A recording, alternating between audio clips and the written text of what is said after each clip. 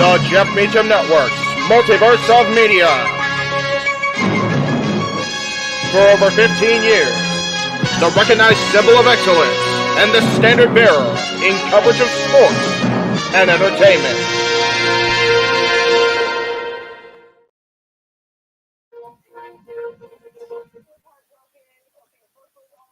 Good evening, everybody. Welcome to our coverage across the Jeff Meacham Network, Multiverse of Media of WWE SmackDown New Year's Revolution. We finally hit the end of the week, boys. All the crazy theme shows from WWE, the greatness that was Wrestle Kingdom way too freaking early in the morning yesterday. And this man with the flu, God bless him, yesterday calling that show with or without partners. The man is a trooper. He is the MVP. We're going to give him some sort of medal or plaque or some giant blingy thing like Montel Latavius Porter just to acknowledge how bad of the ass he is. I am the West Coast Professor Jeff Meacham, joining me on stage for SmackDown, as they do for WWE. The simple man with the spectacular voice, hopefully fully recovered, Noah Foster. The renegade of wrestling himself, who I still have muted, which I'm an asshole for. JJ Williams is here with us as well. We are getting ready to go live with SmackDown at the top of the hour across the East Coast and across the JMN Multiverse of Media. So if you're tuning in on the East Coast, or if you happen to have one of those special feeds on the West Coast, more power to you. Gentlemen, the first week of 2024, watch along wise, is finally at its conclusion. How are we doing today? Jay, go for it. Sorry, I was finishing up what I told you I was working on. Yes, no, you're good. You're good. I just no kind of defer to you too. Like I will. I am doing well. I am the only one I feel who did not participate in every watch along this week in some capacity. No shit, right? Golly. But I mean, I was in the chat room. Yes, you were. Until Uya Mera's match. That's when I went Mimi's. As you should. But Boy, yeah, I mean, I'm looking forward to seeing what the WWE has in store for us this evening. Yes, sir. On SmackDown, The Rock Show, The People's Show. Been seeing a lot of Dwayne across social media this week. So yeah, definitely the People's Week. Yes. Noah Foster, how you feeling, my friend? How you doing today? Hello. Well, still recovering, as you can hear, but always good to see you both. Always good to see the chat. I'm feeling all right. I'm intrigued a little bit to see what happens on the first SmackDown of the new year. And overall, it's just been a really great week for the industry in general to open up as a whole this year. So I'm looking very forward towards how we close out the week of watch-alongs here with Friday Night SmackDown, then immediately go back to sleep. Because all I've been doing for the last, basically since Wrestle Kingdom stopped, is laying in bed and lightly, keeping my strength up with fluids and light snacks and stuff. So, but I'm far better than what I was during Wrestle Kingdom, especially during that House of Torture match, where that was a guys be a bathroom break for me to take care of myself from collapsing. So I'm feeling far better. Thank y'all, by the way, if you're concerned, y'all are nice. I just love doing this stuff and encourage people just to left your wrestling, and even your own self can't hold you down from what you love. My crazy ass. So good to be back once again. I'm looking forward to seeing what happens on the show that surprises me. Yes. And yes, the day off for Noah at least will be coming Sunday. So stay tuned for that. But of course, that's God's day, and Noah's busy on Sundays anyway. So hopefully he'll get some rest, even if he is going to church. So yeah, I was going to say he still has church shenanigans. We're supposed to be having an in-house town hall meeting.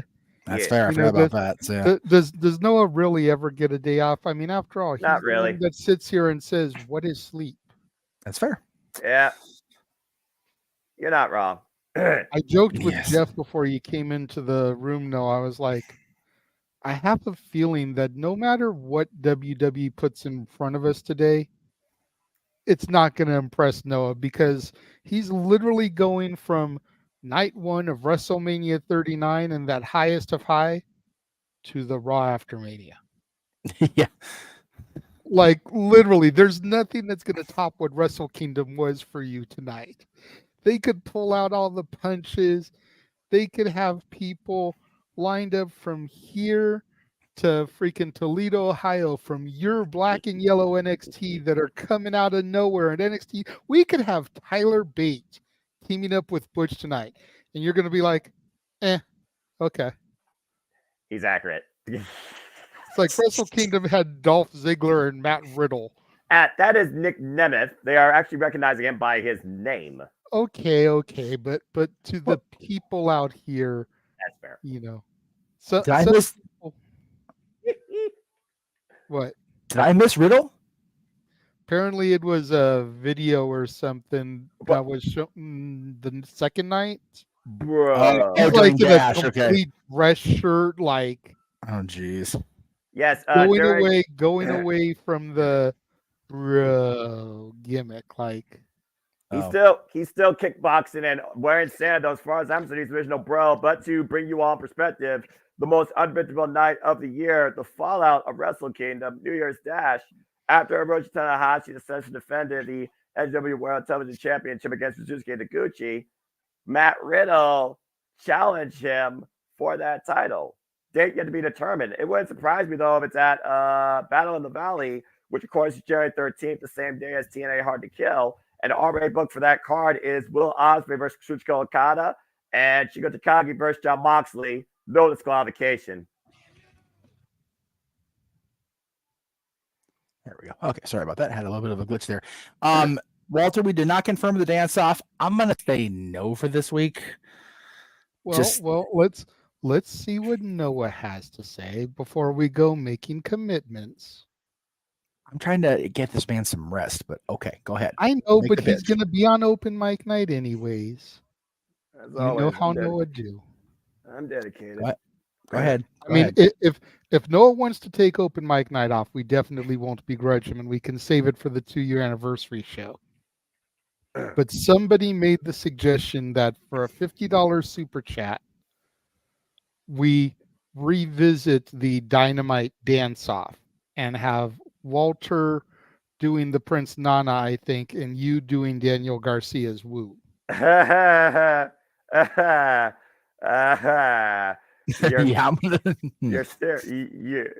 what? Yeah, exactly. Well, all right. Well, that's a unique proposition, but I'm the man of the people, and I've come to respect Daniel Garcia more than ever after what he's been showing me. So if the people want it and they're willing to pay for it, then fine, make it official. Walter and the Simple Man will make it happen. Oh my goodness. There we go. But I will say this, we will play it by ear as far as tomorrow goes. If Noah is still feeling kind of the way he's feeling now, we'll save it for the 2-year anniversary of open mic night. Correct. Yeah. Even if they super chat it, I promise to fulfill it. So yeah, I got y'all. Okay, so that's good. We can table until the man's at 100%, and that's good. As far as the NWA show, Walter, I don't even know if Paranoia is on pay-per-view, it's gonna be the 13th. As it is, we've got Hard to Kill, which we have a live correspondent on the ground for, and we're covering it across the Multiverse Media with me and Noah on the call. Plus, we have our anniversary of open mic night next Saturday as well. Right. So I would say the NWA. I haven't. If it's on pay-per-view, I don't know it. How about that? As far as all the other shows on the 13th, which is the first cluster F day of professional wrestling, because you got Battle in the Valley, you got Battle in the Belts 9. I guess the NWA is doing something. My primary top priority focus in the wrestling industry that night is the return of TNA Hard to Kill. Okay. So the answer will be a no on the call for NWA Paranoia, even if it is on pay-per-view, because we've got Noah well committed and ready to go for Hard to Kill. So again, this is the problem with the wrestling industry. Everybody wants to try to counter program or whatever, but we already are committed. We've been committed to Hard to Kill since Bound for Glory. Exactly. Scott made the big announcement. So when it was first announced. Yep. Yep. The minute Scott Demore said TNA wrestling and the Hard to Kill was going to be the launch, it's like, well, we know what we're doing. Yeah. She knows I was going to go, but it worked out so good that I'm not, because I get to go take my boy to see the Eagles in the previous day. I'm not going to get home until like after 1 a.m. the morning of the 13th. So it's going to be one of those days like this weekend. It's like, cat nap it off, and then off we go into work again. Makes sense. Pardon me for my cough, by the way. This cough that you all have been hearing me linger with since the better part of the summer, it just kind of is what it is. We're trying to tay here and shake it off, but it ain't happening. You only can do your best with what you're facing. It is what it is under those circumstances. But we've got a great lineup in store. We've got 2 championship matches, a championship match and a number 1 contenders match for the U.S. Championship. We have the U.S. champion descending on SmackDown tonight, announced this week, Logan Paul, everybody's favorite viral disease, which I gave Natalie that terminology. That's not knowing she didn't know. She fell off the couch laughing about, like, if that is all a Mr. Foster thing, she is in for it. She is here for Logan being the viral disease. So when we all get together on the call again, we got that. Alrighty. And as announced this week, at some point during social media, JJ sent me the graphic. The Tribal Chief will be in the house. And after what happened on Monday, oh boy, I want to hear what Roman Reigns has to say during SmackDown. I have not been this about the Tribal Chief's entrance and getting that microphone from the wise man in a long time. This is going to be some, as the former man would say, it's going to be some good shit, pal. So yeah, and considering that tomorrow is my daughter's birthday, the Tribal Chief is appearing on SmackDown for her birthday, so to speak. That's it. There you go. I know that's how she's going to flip it at the party. Be like, Dad, did you see my Tribal Chief on SmackDown? Yeah. He showed up because my birthday. Everybody's in effect. Roman and Paul and Solo and Jimmy. And you know the entire bloodline is tuning in tonight. Be they Jay, be they Trin, be they the Samoans, be it everybody on the fringe. They are all going to want to hear what Reigns has to say, because if shit gets called, if we have to assemble tribal court, the Anawahis are going to be like, really now? Hey, Papa H, I can't have payday too? Yeah. Just throw that out there. It will definitely be morphin time, and the Megazord will be assembling on SmackDown. I'm saying. And if rumors are to be believed, and I've seen this posted a few different places today, so I'm not going to name a name. Right. But I've seen it on multiple sites. January 13th could be a very interesting pay-per-view for Trinity, as it is very heavily believed that she will be back in the E by the end of the month. Interesting. Potentially with a Rumble return. So for Trin to be back, for Jimmy to be where he is, for the Road to Mania to be laced with rocky roads for the Tribal Chief, Trin could finally be coming into the bloodline like everyone wanted all along. Absolutely. She should have. Only time will tell. And again, Hard to Kill is going to be very pinnacle towards the beginning of what could be a bright new reset for TNA Wrestling. Like I said during the course of, I think it was Wrestle Kingdom, primarily because I was on the call for that, this week is setting the tone for what could be one of the most fun years I've had as a fan in this, my 34th year as a fan of professional wrestling. Amen. I'm here for it, man. All of it. I love it. Absolutely. And yes, Josh, you are correct about that. But we were trying to keep it topical to the bloodline. Yeah. Hence the reason I didn't mention those 2 particular names, but you are correct. And what would suck is if they both they get contracts, and if they debut at the Rumble, and if Jade Cargill debuts at the Rumble, your bet still's off because Deanna done messed you up. I know. Deanna did what she did on Wednesday. Damn the virtuosa. Made this man happy though. Yes, it did. Hey. I heard him screaming from Toledo, Ohio. Was I really that loud that night? I don't think I was. I think that's why his That's the voice is reason not. why you have no voice. Exactly. Okay, maybe that's the initial reason why. I'll give you that. Oh Lord! And you know what? If you lost your voice between the Deonna Purrazzo signing with another major promotion in this country and Wrestle Kingdom, we're not going to begrudge you a god dang bit for it because those are two tremendous reasons. Damn right. I love it, man. I'm so happy. I'm happy for her, and she seems so happy being in her home area, getting that debut. Absolutely, perfect way to come in too, and really go into the next level of her career. All the best, Mariah. Wilson. I'm looking very forward to this new era. Now, All Elite. And Mariah May was pissed on social media post interviews, so there's going to be some going down, going into Revolution. I'm here for it. I'm all Mariah here for May, it. aka Tiffany Stratton 2.0. Hey, now Mariah May was doing things in Japan before Tiffany Stratton became a thing in this country. So I'm just saying. All right. Very similar. Although, I'm not going to get. Mariah's got kind of a pseudo Mickey James thing going with Trish Stratus type stuff too. So yeah. Anyway. And she's far more capable of stardom. Let's go ahead and get into the things. Now, we are literally perfectly in sync. So without further ado, let's go ahead and get into the final WWE Live Watch Along event festivities for the first week of 2024 too. Yeah, man. All right. Right? No, I feel you, brother. Of course, we're going to start with a highlight, of course, what happened on Monday Night Raw when we were electrified on day one. Jinder Mahal. Yes. Introduced to the former WWE champion, that was Jinder Mahal. Oh. Doing a rousing ovation of boos heard everywhere outside of India. Right. And you know what? I thought of a worse WWE champion than Jinder Mahal. And who would that be? Rey Mysterio. Only because length of reign. Fair.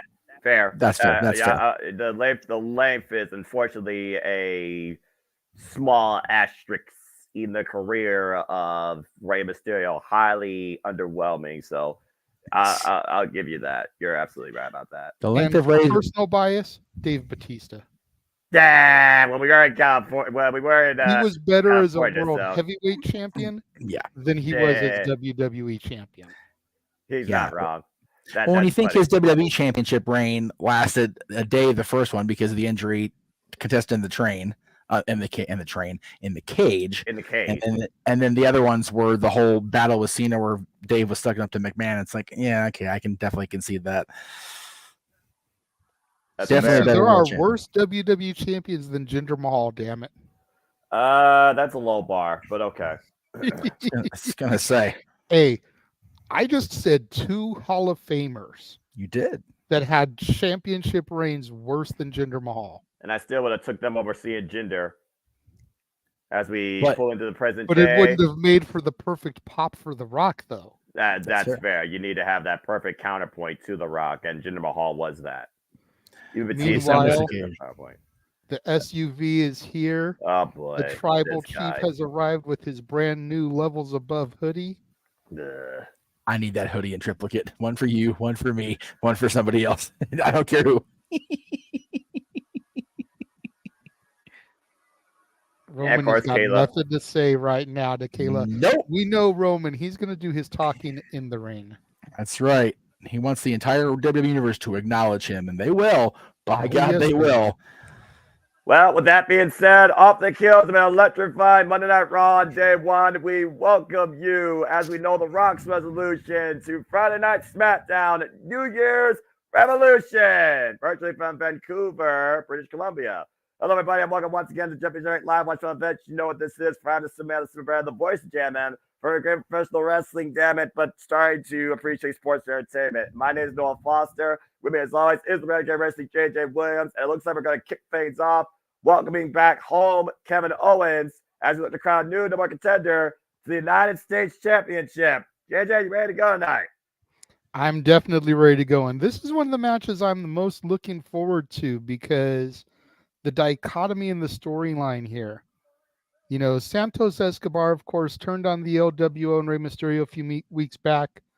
So you know you've got Joaquin Wilde, you've got Cruz del Toro in the wings, kind of looking to get a little bit of revenge on him for betraying Rey Mysterio. Same time, you got Kevin Owens, who's been feuding with Austin Theory and Grayson Waller, A-Town Down Under.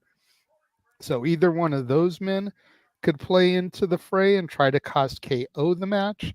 Then, of course, you've got Carmelo Hayes and Trick Williams from NXT, who have both been part of KO's storylines here as of late. Of course, KO came and helped Trick this past week. KO fought Carmelo Hayes to get to this point. So there's so many X factors that could play into this match with Santos Escobar here this evening and the finals of the United States Championship Tournament to see who will face Logan Paul at the Rumble. And to your point, Kevin Owens, a former 3-time United States champion. Santos Escobar is looking for his first piece of main roster level gold since being the NXT Cruiserweight champion back in 2021. And while you talk about the road of Kevin Owens' way to the finals, Santos Escobar's road was paved through Bobby Lashley and Dragon Lee. But also we saw Kevin Owens get a bit of revenge this past Tuesday night in NXT, costing Grayson Waller an opportunity to come in a contender for the NXT championship. But Kevin Owens has not held this title since 2017. And Josh, there is nobody that would make me miss Josh Matthews on commentary. That is a bad Josh for that one. We're going to pretend we didn't hear that.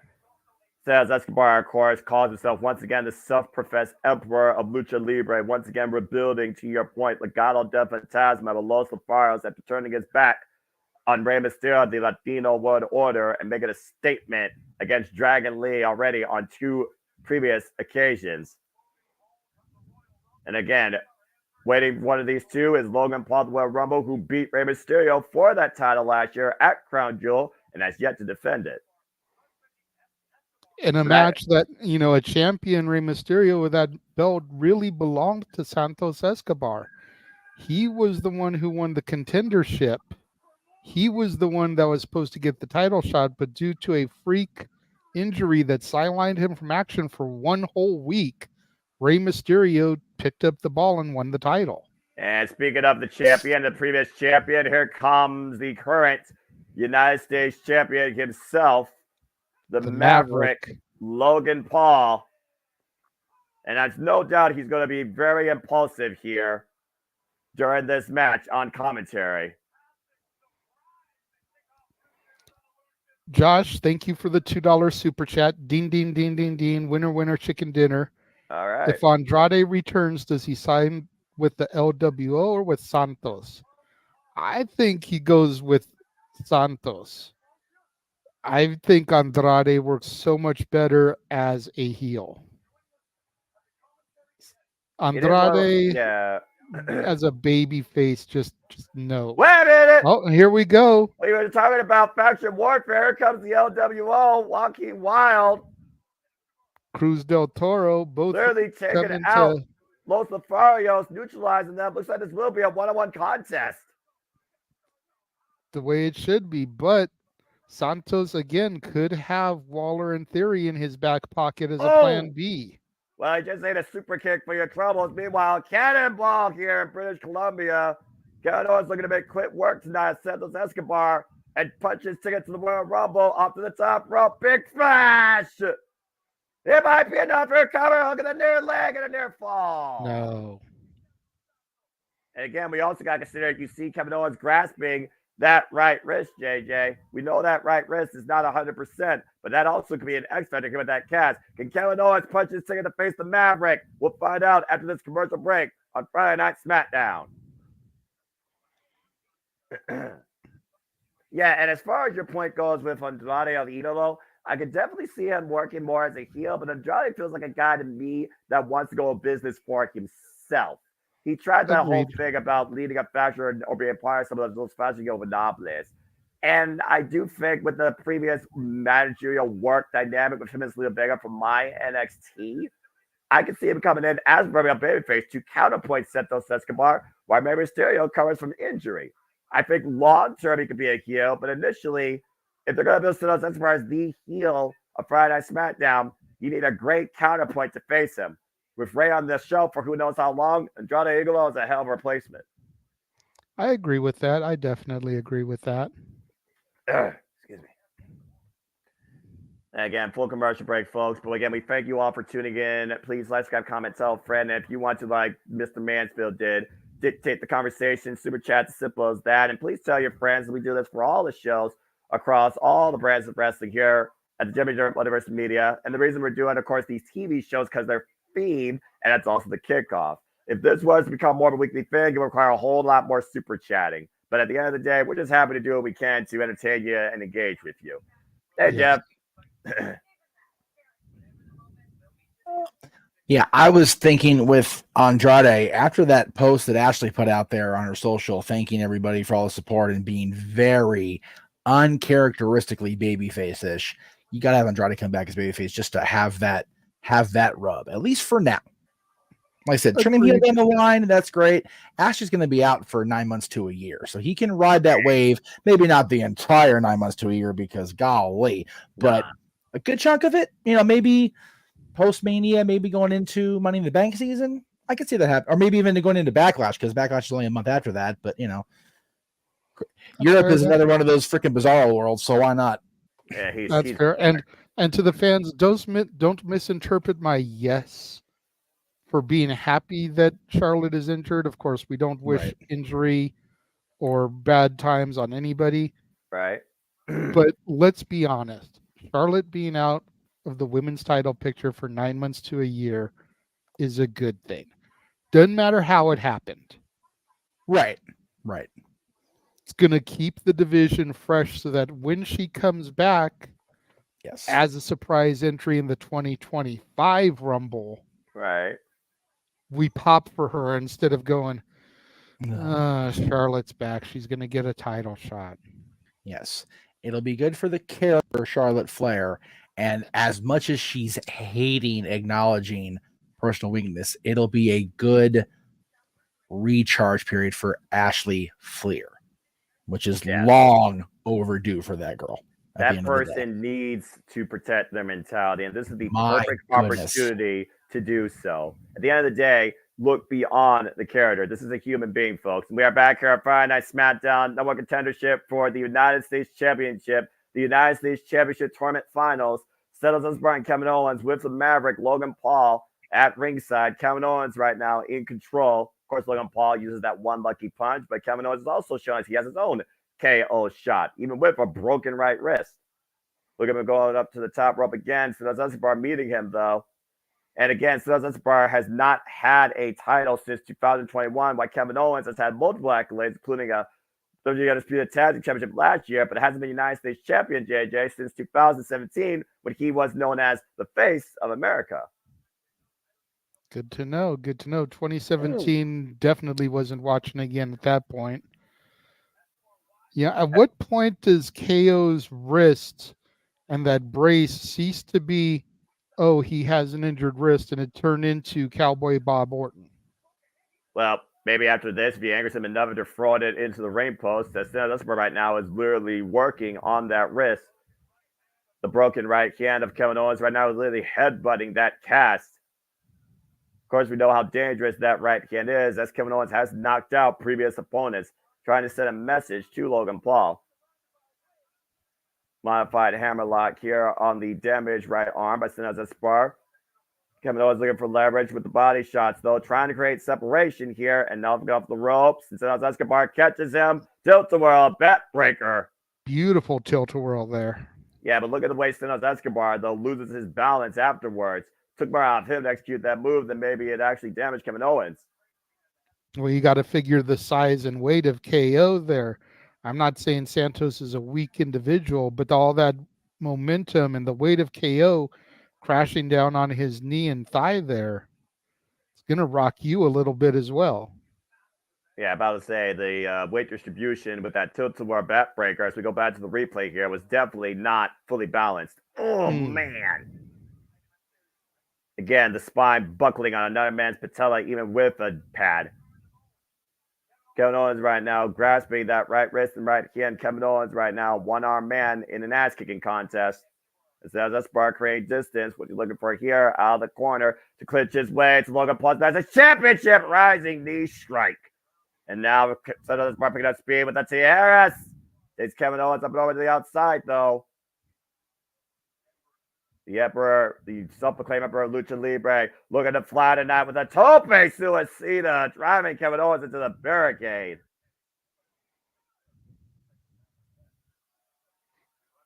£260 frame, by the way, crashing the barricade. To your point, Kevin Owens, 260-pound girth. Well, you figure Santos is what, probably like 220? 220, I would imagine, being a former cruiserweight champion, just probably a little bit outside the original 205 range, which I know they probably did bump up to 220 in the later days when the cruiserweight championship, of course, was part of NXT, not just your NXT, but my N-era NXT on the network. Which I think you'll be proud of me, sir. I actually went back last night and I started from season 6, episode 1, when NXT first moved into Full Sail and branded as the black and yellow NXT. I watched about the first 5 episodes. Nice. You really saw the genesis of what became pretty much a reinvigorated attitude era as professional wrestling focused product within the WWE sports entertainment ecosystem, brainchild of Triple H that basically reignited women's wrestling for sure. As far as calling it women's solution is what it is, but you can't deny what Bayley and Sasha Banks did NXT TakeOver Brooklyn, and we haven't looked back since. There's been star stats, but definitely gotten better over time. Oh, nice. Kevin Owens calling with the DDT. Follow up. After Santos Escobar went for a high risk out of the corner, and Kevin Owens was able to scout it. But Kevin Owens is able to go for a cover right now. You see Kevin Owens right now grasping that right wrist, that right arm. And Kevin Owens again might be going towards the high risk district. I'm not sure if this is wise here. Santos Escobar once again meets Kevin Owens. Clocks him with a forearm. Again, both these men are fighting to challenge the Maverick at the Royal Rumble for the United States Championship. The curious position here. Santos Escobar on the inside. Kevin Owens trying to fight back, though. And the headbutt again to that right wrist. But you know you can never count. You can never count Kevin Owens out. Oh God! Oh Jesus! That ridiculous fisherman buster. Kevin Owens right now in a world of hurt. Can Kevin Owens capitalize when we return to Friday Night SmackDown? That great was ridiculous every time he pulls that off. My God. Seriously. But yeah, it was kind of fun getting to see Fandango when he was still Johnny Curtis. EC3 is Derek Bateman. Juice Robinson is CJ Parker. Yeah, that freaking hippie. Of course, Kevin it's Owens so funny sorry. No, it's funny to think of CJ Parker evolving into Juice Robinson, because you go back and watch CJ in the first couple of years of NXT and how Kevin Owens in his debut just obliterated CJ on the way to his taking out Sammy at the end of the night. It was like, geez, what an evolution of a character. How Juice is now. It's crazy. And he busted Kevin Owens' nose during his he did match, so he left his mark regardless. It's like, yeah, let's just Kevin off first night.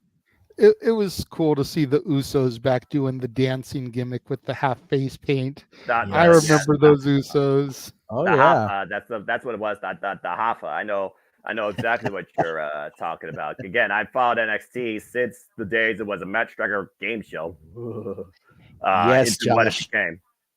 They are one and the same, Mansfield. They are one and the same. Do your homework, young boy. If you ever want to be a If you ever want to be a stronger analyst, Josh, you have to know some research, or you have to do some analysis, and you can't trust Wikipedia. That's it. I'm totally clipping that from Russo. I'm going to use that from now on. Just give me a second here. Damn it. Done did it, Josh. Done did it now. Well, anyway, I figured, I know some of the people from New Japan came through there. I know there's a lot of people that are in AEW now came through there. Oh, yeah. So I figured if I go through here and I start, doing my research and my homework, then if I ever get stuck having to do a New Japan watch with you, or James can't do an AEW call, I've got some, history that I can call back to. You got some background, basically, is what you're talking about. And that's what I think is very important, to engage and basically educate and enlighten anybody that wants to, learn more about this. And I think that's what's most important at the end of the day, because it's easy for anybody to just call what you see on a screen. It's another thing to actually enlighten somebody blindly what's going on the screen too, with this individual that they may have known under this name or this company versus where they are now and this name and this company, aka anybody from the independent scene in WWE for the most part. So I'm very proud of you, JJ, and I think that's very noble of you. We're back here on Friday Night SmackDown. This is our finals of the United States Championship Tournament. Santos Escobar, Kevin Owens. Kevin Owens right now still fighting with a broken right hand. And Santos Escobar right now trying to take advantage of the ridiculous fisherman buster Kevin Owens was able to capitalize earlier. And yet for some reason we're back in that corner, Noah. We came back and KO had Santos set up for like a fireman's carry, possibly a Death Valley driver. Of course, Santos has gotten out of it, but it just seems kind of weird that we would go right back to that corner. It just seems to be the money shot anymore for Kevin Owens. Every bit of his high-risk offense has come out of that corner. Blocked the shot with the broken right arm, though. Oh, catches Santos with a super kick, takes him off the apron. And again, Kevin Owens, he's always the guy that just keeps on fighting. That's been his MO his whole life. Oh, Jesus! Swanton bomb. Yeah, rolling senton, whatever you want to call it, from the apron to the floor on Santos Escobar. Even Logan Paul been surprised by that maneuver. And once again, back to that corner, looking for high-risk offense. He might be one frog splash away from clinching. Oh, no, but Santos got the knees about the attempted swanton bomb. Santos with the last possible second counter to preserve life still in this number one contenders match. There is no turning back here. It all or nothing for either of these two to punch their ticket to the Royal Rumble, the Champs United States Championship. Beautiful Frankensteiner off the top rope by Santos Escobar. And Santos saying that is all. Looking to make sure that Kevin Owens stays down. Santos up to the top rope. Big frog smash by Santos by cover. Hugging the legs. No! How did Kevin Owens kick out of that? Sheer determination. The will and the moxie of the fighting champion, So besides the fact he's on his home country, again, the MO, fight Owens, fight. And it looks like Logan Paul might be getting a little bit instigated here by the Canadian crowd here. Let's be real. He only came so he could get him some Tim Hortons. Yeah, and drink it and then eat it with Prime. You're probably right there, but again, Kevin Owens right now hoisted up to the top rope by Santos Escobar. Santos Escobar right now looking for something out of the corner again. Big high risk offense here. Will this self-proclaimed Emperor Lucha Libre be dethroned before he even could get his crowd again? Kevin Owens still fight back, grasping that right wrist. Ooh! Step up and Zaguri rocks Kevin Owens. Kevin Owens right now. Oh, wait a minute. Kevin Owens says this bar up on the shoulders. Whoa, oh, God. Rolling Swanson covered a near fall. Take a look at this, JJ. I don't want to look at it again. That looked vicious, Noah. Yeah, rolling Swanson, steamroller, whatever the hell you want to call it. Up in the fireman's carry, rolled through, down and through. Kevin Owens with a near fall, following that high-risk move. KO's got to be getting frustrated here. The resilience of Santos Escobar. What's it going to take to put him away? Well, to your point, the resiliency of Kevin Owens, what's it going to take for either of these men right now to put the other away? Outside interference. I'm still waiting for that other shoe to drop. We've still got Waller in theory. 8 count down under. Oh, wait a minute, look for the stunner. And the roll-up. Might not need it, the roll-up. And a kick out by Kevin Owens. Block the kick. Kevin Owens catches Santos Escobar with a super kick. Now look to rock him off the ropes. Might be looking for that pop-up. Powerbomb. Take over. Nice run. Santos had it scouted. Didn't scout this time, though. Pop-up. Powerbomb connects. Escobar went to the well once as many times, and Kevin Owens capitalized. Stunner runs in, though. None can miss him. The Stunner, by God, the Stunner! The cover by Kevin Owens! Kevin Owens is going to Royal Rumble! There you have I it, am folks. honestly pleasantly surprised. It was very... Woof. You kind of figured they would probably put the babyface over to go against the heel Logan Paul. However, like I kept pointing out, with A-Town Down Under kind of wanting to get their revenge on KO, especially after Tuesday night, I'm surprised they didn't prevent the match. Well, they probably stewing backstage somewhere. Looks like Logan Paul is going to congratulate his new challenger, his first challenger. What an ego on this guy. You're no John Cena, dude. Sorry. Not sorry. Probably the last great United States champion we had next to Bobby Lashley. Seems to be champion when you haven't defended it. Just saying. Logan Paul is impulsive as usual.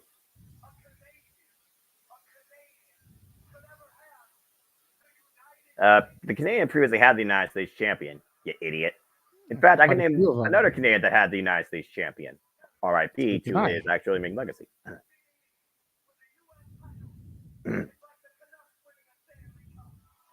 Damn. Even I understood that. That was harsh. That was harsh.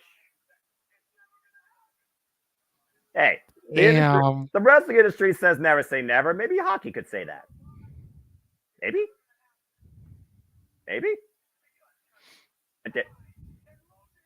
Wow, and Logan Paul just got knocked the F out. We're past 5 minutes, man. Say it. I'm trying. Fuck it. All right. And a cast by way of the broken right hand of Kevin Owens. Jacking the jaw of Logan Paul. How's that for one lucky shot? Kevin Owens tonight shuts Logan Paul up and looks to reclaim at the Royal Rumble the United States Championship. Kevin Owens wins the United States Championship tournament. Great opening contest here, and now we know one match officially for the Royal Rumble. We'll learn about another one, I'm sure, later on tonight in our main event. Still to come here, JJ. Absolutely. Gonna see which of these three men are gonna challenge the Tribal Chief. Is it gonna be the phenomenal AJ Styles, the Viper Randy Orton, or the megastar LA Knight? Yeah. It was May 2022 that Randy Orton was taken out by the Bloodline, trapped in that guillotine, suffered a long-standing injury that required surgery. We wasn't sure if Randy Orton was ever going to return again on his own accord. And last year at War Games, Randy Orton came back better than ever, possibly, and he has made it known that he is coming for the Tribal Chief. And why am I not surprised that Josh bought the Daddy's Back t-shirt? You know what? Everyone's got their own purposes. Everyone's got their own choices, I guess, with their money. You know what? You spend how you wish. Of course, Randy Orton made one infallible statement since his return, laying the wise men after RKOing Jimmy Uso in the middle of the ring and officially signing to SmackDown. Excuse me. And we'll see if the Viper will once again find himself in front of Roman Reigns tonight in our main event still to come. Randy Orton, of course, a 14-time world champion. The last one-on-one encounter with Roman Reigns was back in 2014 on Monday Night Raw and ended via disqualification. Interesting. Yeah, keyword one-on-one. I'm just saying. That's where it matters the most when you figure out the one-on-one history. And let's also put this in perspective. Roman Reigns' launching pad during the Put Into Oblivion phase, part of that involved Randy Orton. In fact, beating Randy Orton at SummerSlam one year was one of the biggest wins early in Roman Reigns' career. And we'll see if Randy Orton gets the big win tonight in our main event. As we keep moving forward here on Friday Night SmackDown. What is this? Oh. They weren't booked for anything tonight. What's the Almighty Street Profits doing here? Well, tonight's all about New Year's resolutions. Create your revolution. The almighty Bobby Lashley and the Street Profits make their way out to the ring. I gotta imagine they're gonna have something to say for the upcoming Royal Rumble. Either that or Tez is going to continue to show his upcoming reality show, Oh, you're right. It could be a PR plug. Love and WWE, Bianca and Montez, starting February 2nd on Hulu. Well, besides the fact that he's got a reality show waiting for him, I do wonder what reality awaits Bobby Lashley and the Street Profits for 2024. Oh, crap. Lashley's wearing a salmon suit. Watch out. Well, Need I remind you what happened the last time we saw a brother in a salmon suit on SmackDown? True that, but I guess we'll see if history repeats itself. Bobby Lashley looks to usher in an almighty new year alongside the Street Profits. We'll hear from the almighty Street Profits and the almighty Bobby Lashley up next on Friday Night SmackDown. Hi, Jeff. Meanwhile, this Monday on Raw, we had an electrifying return to kick off day one. Well, the static will hit the PAs and the Second City Saints will return this week on Raw.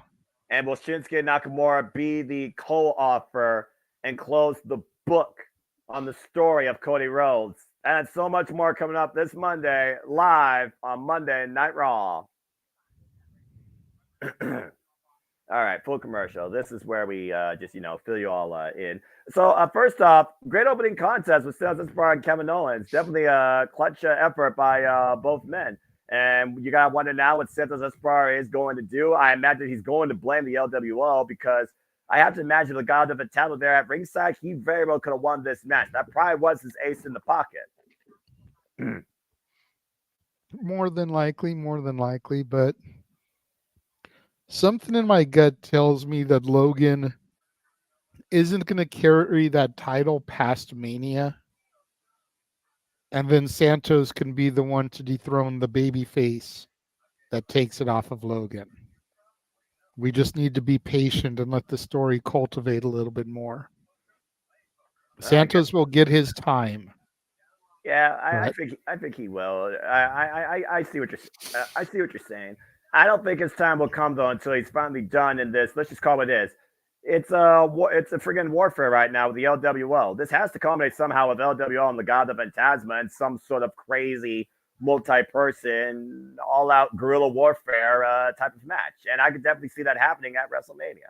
Yeah, definitely. I mean, I thought we maybe would get Ray versus Santos at Mania, but if we get Ray, Cruz, Joaquin, and Carlito versus Santos, Los Lotharios, and Andrade. You know what would be funny though? Winner gets Zelina Vega.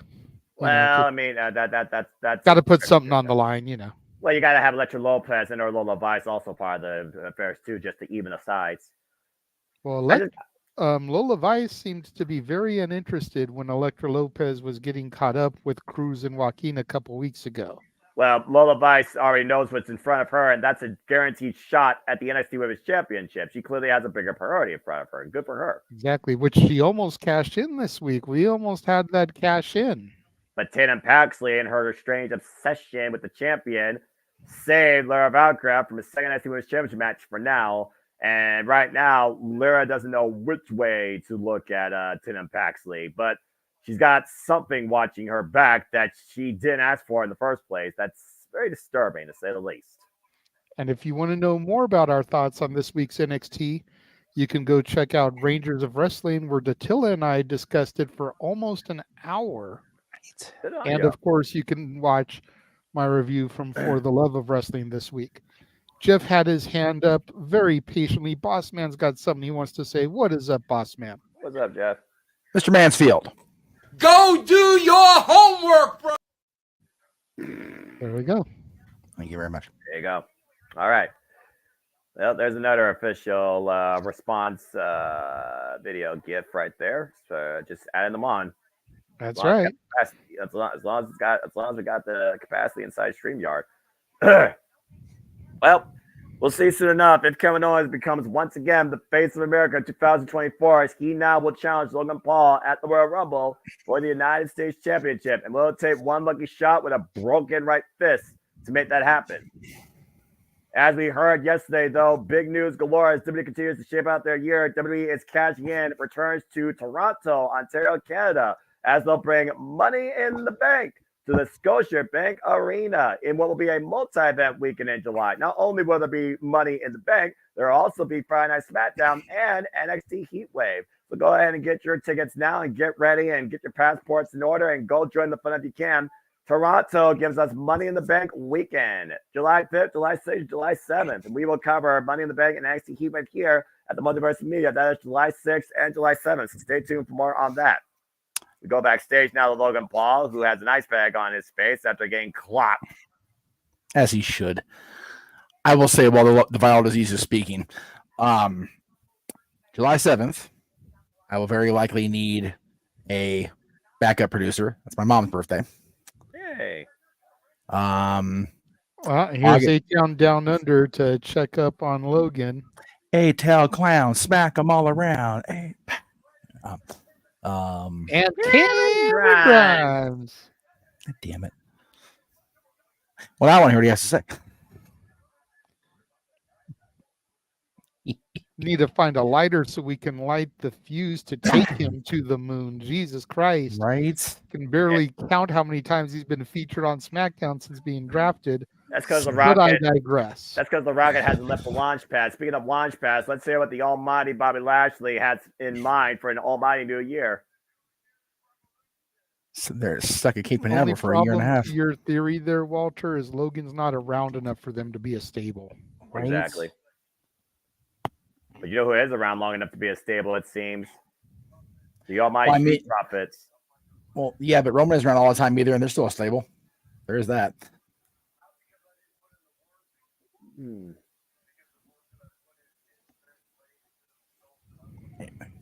work that Bobby Lashley put in didn't get the results that he wanted. I'll be back. Okay.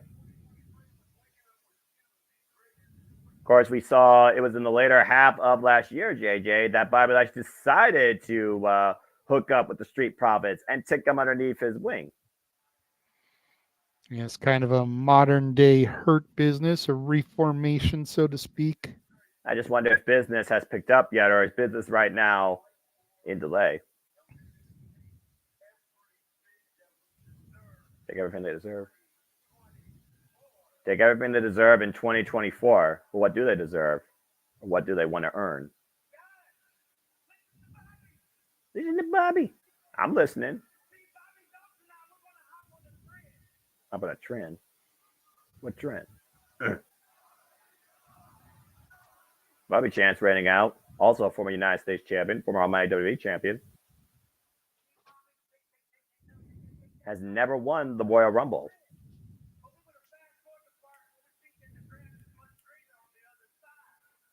What are they going to do? Advantage every opportunity. Come to the Academy Championship Gold. Okay.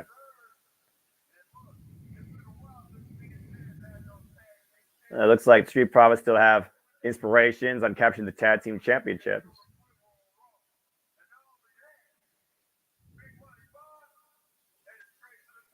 Everybody straight at the top. Personal goal. 24.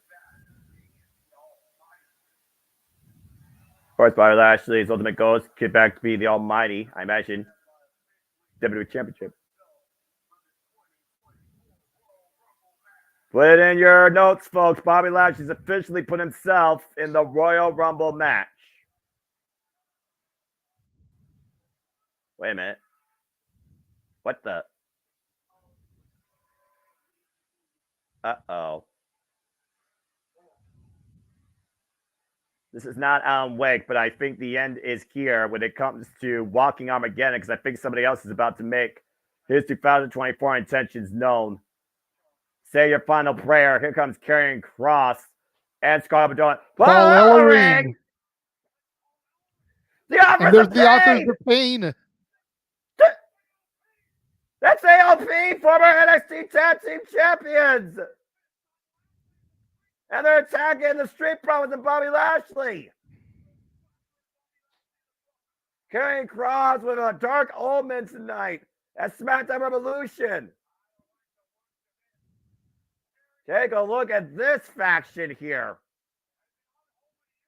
An unholy union has come upon us tonight in the former NXT Tag Team Champions and the NXT Champion. Oh, God, Super Collider and the Power Bombs. Fall and pray before Karrion Kross and AOP, this unholy unity. And look at the way, oh, you got to be kidding me. Pump handle on the shoulder. God! Pump handle onto an F5 type maneuver there. F5, night, Bobby Lashley. Karrion Kross and AOP have arrived tonight at SmackDown New Year's Revolution. Talk about a force of absolute destruction to deal with. Paul Ellering, Karrion Kross, and the Offers of Pain just took out the Almighty Street Profits. That New Year's Revolution may have already struck midnight. Talk about a colossal impact. Well, there's one thing we know for sure. I imagine that both Bobby Lashley and Karrion Kross are in the Royal Rumble, and both have the same intentions. But who the hell is going to stand up to that unit? Oh, boy. That's insanity right there. Yeah, you're not kidding. And, of course, Paul Ellering, one of the most successful managers, as we know, in the business, JJ. He's been around as long as we remember the Legion of Doom back in the early days of WrestleMania. Even further, you know, Paul Ellering's been with LOD for a minute. I believe going back to the NWA and the AWA. Jeff can pop in and confirm that for me if he'd like, but Ellering goes way back with the Road Warriors. Should former tag teams reunite and hook up with Karrion and Scarlett and whoop on that ass of the Profits and Bobby Lashley? Yes, Paul Ellering and the Road Warriors united. I believe it was in the early 80s in the AWA. They definitely got together, I think, in maybe the Crockett area, but not Crockett specifically. But the Road Warriors were part of a giant Legion of Doom stable with Jake Roberts before he became the Snake, King Kong Bundy before he became the check thief in the territories, as Ernie Ladd would say. And but once they decided that the three of them, Paul and Hawk and Animal, were just the force, they officially became the Road Warriors. When they went to WWF, the Legion of Doom just kind of stuck the name because they couldn't use the Road Warrior name. But even as Legion of Doom, they were introduced as Road Warrior Hawk, Road Warrior Animal. Never understood the whole, like, why can't we just use the name? But yes, that I believe 84 they either debuted or they definitely won their AWA tag titles in the years leading up to the first WrestleMania in the other territory, obviously. So they've been together off and on for a hot minute. Or they were. Yeah. My New Year's resolution is to find whoever is now in charge of the WWE production truck, since it's no longer Kevin Dunn. Yeah. And tell them that they're never allowed to show that backstage ambush on AJ Styles ever again, because I swear to God, the last week we actually had live television. I think I saw that clip about 7 times. Right. And now they've shown it again tonight here. Well, they gotta remind us. I get we're building towards this triple threat, but we don't need to see it that damn much. Yeah, it's like seeing a Batman movie and watching Thomas and Martha Wayne get killed. We know what the hell happened. Let's just move the hell on. You're not.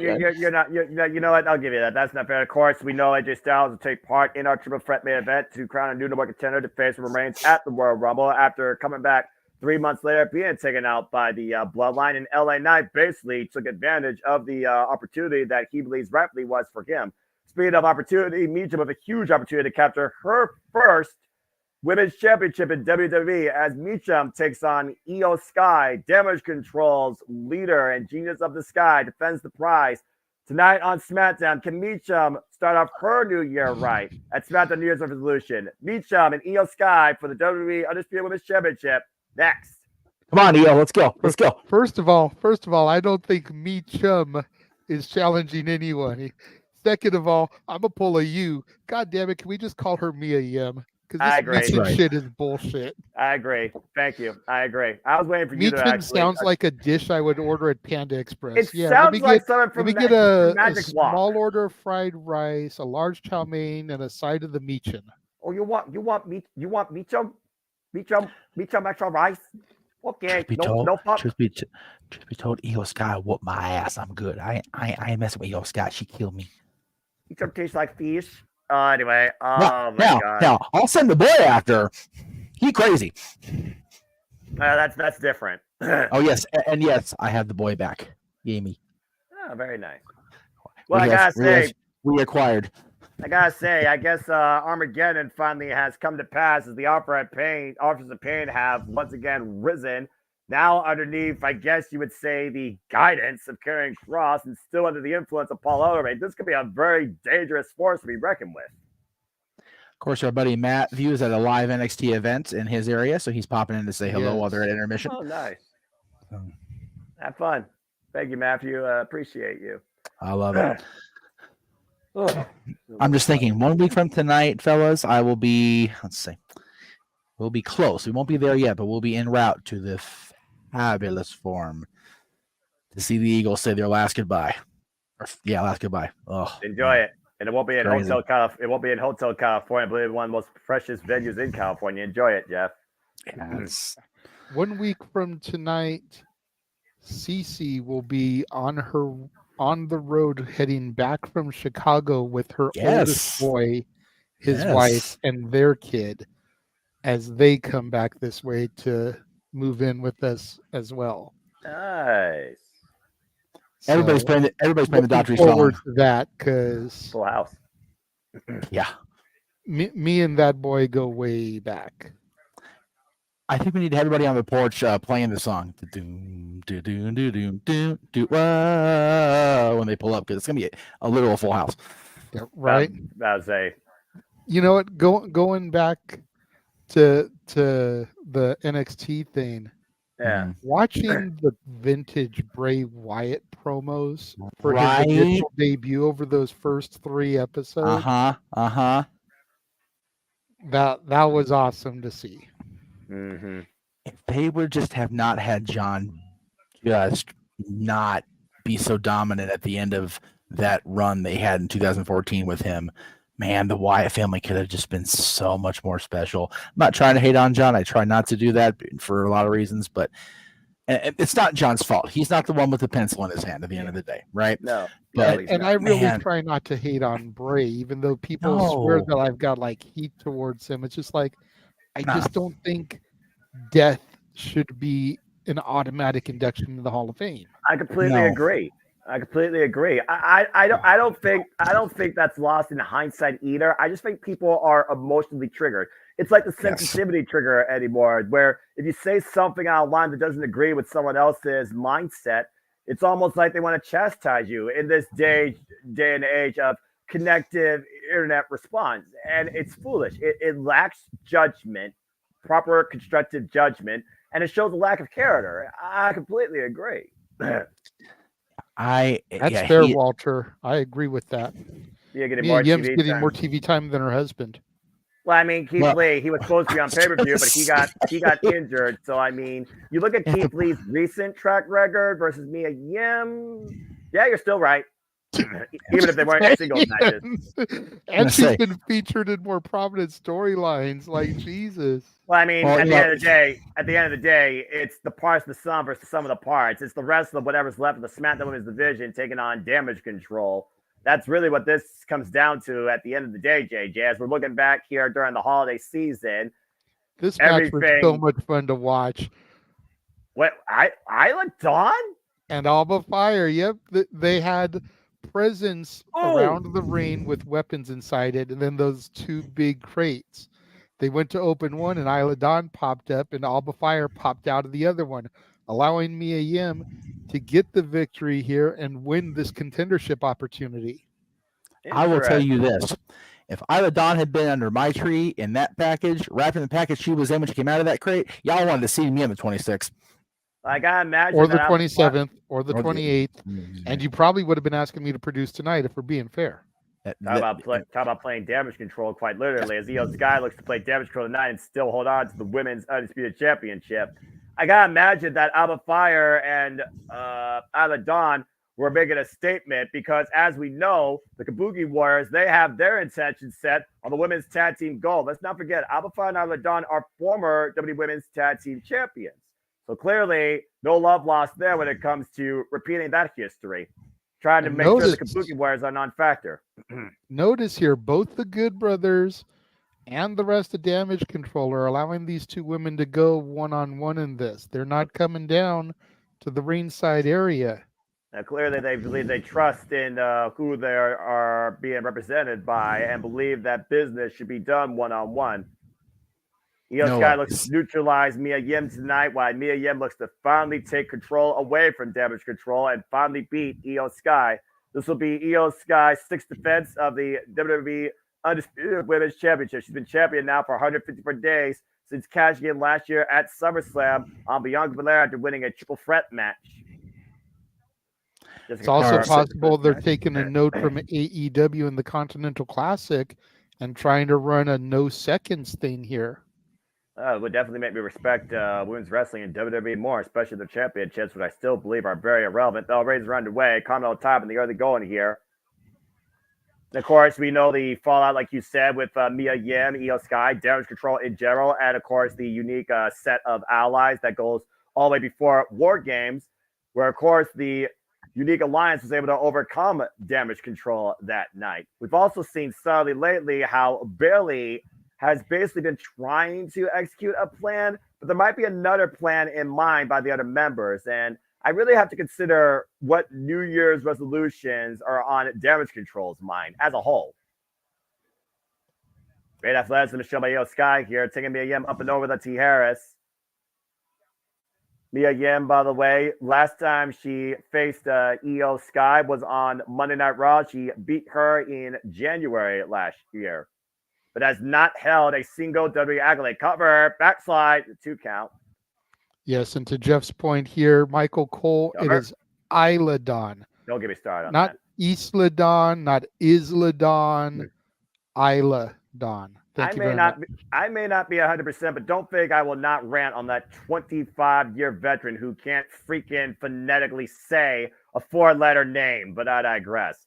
Pop up Io Sky. If you'd like to hear Noah give on that rant, that'll be a $10 super chat to the Jeff Meacham Network. And double stomp to Mia Yim by Io Sky. Io Sky taking control on the other going. Io Sky, former World of Stardom champion, one of the daughters of Stardom, endorsed by Antonio Inoki. And Mia Yim right now finds way to the ropes and sends the yellow from momentum flying through. Now Mia Yim right now trying to get a bad exchange. They're going to follow up. Tope Suicida drives the champion far away from ringside. Mia Yim on fire right now. Can she claim the gold as SmackDown New Year's Revolution rolls on? And we are on full commercial meet. As is tradition, but that's okay. Again, Mia Yim, the last time she actually held a championship was back in Impact Wrestling. Of course, now Impact, once again, is TNA, and that was when Mia Yim was Jade. Anyway, as I got a full commercial break again, it is one of those things that I do wonder. You look at Bayley, and when Damage Control first came on the scene in SummerSlam 2 years ago, and what Damage Control has done and what they become, where former enemies have become part of this unit, and the Pirate Princess set sail back to WWE and the Kabuki Warriors are once again a thing. The only one at this point that hasn't been an in-ring factor, but still I think has been a very major factor, is Dakota Kai. And I do wonder if Dakota Kai still has her own plan in mind. And is it against Bayley's intentions? Yeah, this is a fun match for me because you've got Mia and Mia in the match and Bayley at ringside. JJ will appreciate this. Mia was going to be part of the Wild roster before she signed with TNA. So we had her on negotiations. We had her not locked up because the money was what it was a while, but we had her definitely agreeing to appear. And then one of the first times I saw our former champion Lucky O'Shea compete with Dave Marquez was against Davina Rose Bailey. Yep. So it's a circle of life on the Jeff Beachman Network Multiverse Media. Full circle moment right here. Just Bailey isn't at ringside. The entirety of Damage Control has gone to the back, but botch. No, not botch. You never know. But you never know. Yeah. You never know if they're gonna still insert themselves into the action. They are part of the storyline, part of the presentation. Well, how many times has Bailey still come to the accord of Io Sky exactly when Io and Damage Control told her to stay away from ringside? And each time that she has come to ringside, despite their will, she actually has helped Io Sky retain the championship, to your point, JJ. So at the end of the day, I do think Bailey still has the best intentions for Io Sky. But I think that the rest of Damage Control might be wanting Bailey to have a little bit of self-control and let them handle things on their own. As we are back here on Friday Night SmackDown, WWE Women's Championship on the line, Io Sky versus Mia Yim. And right now, Mia Yim, strong knife edge chop exchange here against the champion. Spinning sold out Kit bends Io Sky over. And of course, this match was earned after their win at the Holiday Bash last year. Freaking street fight. Pushed away, meanwhile, off the ropes. And oh, man, he's a boot. Face first. Io Sky taking off her feet, grounded for now. And Mia again looking to capitalize here. And I do have to wonder, was that just circumstance that Alba Fire and Isla Dawn were there to play interference that night? Or have they had Damage Control in their crosshairs for a longer period of time? And I got to consider, are they going to somehow maybe play a factor in this if Damage Control tries to get involved? Nice cannonball in the corner by Mia Yim to Io Sky. Of course, both these two go to Bam ST. High stack on the cover, 2 count only. Take a look at the replay here, JJ. Watch this boot that just grounds Io. Bam! Right underneath the chin. Looking for an eat defeat. Shades of Gail Kim. Shote. Big uppercut. Shades of Joseph Thunder Liger by the Genius of the Sky, Io Sky. Kick caught in the back of the head, though. Waist slap for a German suplex out of the corner. Io Sky flying back, though. For Alba and Isla, I think it comes down to the fact that when they got drafted over to SmackDown, Jesus. Code breaker. Mia Yim to win the championship, calls the cover. Gets a 2 count. To your point, continue. I feel like when they got drafted over as the NXT Women's Tag Team Champions and then dropped the titles to Ronda and Shayna, in that unification match, they never really got the opportunity to challenge for the titles again. They kind of got lost. Yeah. They were off TV for a while, only recently started to come back into the mix of things going into Halloween Havoc over on NXT, where they took over for Scarlett and Shotzi for the second week there, and really have kind of come back into the fray. So with Damage Control being the primary dominant women, with the Kabuki Warriors being a thing, I feel like maybe they feel that if they insert themselves against them, they will get a title shot at Casey and Katana, who are the fighting champions now, defending the titles on all brands. Oh, wait a minute. Io Sky, though. Big German suplex on the apron with a bridge. Can't cover her there, though. Beautiful Northern Lights, though, by the champion. And yes, Josh, Michael Cole isn't on SmackDown anymore. They've gone back to 2-man booths. It is just KP and Corey on SmackDown, Barrett and Cole on Raw, and Vic and Booker on NXT. This little drop kick sends Mia Yim from the other side of the ring. And now Io Sky looking to finish it. Leaving her in the drop zone, up to the top rope. The Genius of the Sky looking to fly. Moonsault hits the knees. Critical moment here for Mia Yim to capitalize. Full Nelson, Dragon, Sleeper Suplex. There's the cover. Deep hook of the leg. New champion. No. Oh, Jesus. Mia Yim here having quite a few moments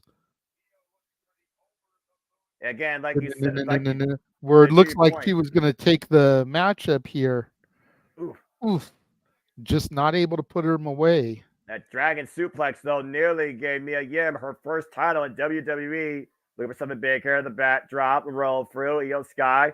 Oh, double knees driving for Mia Yim. Cover, hook of the leg, and a 2 count. Short range Meteora there.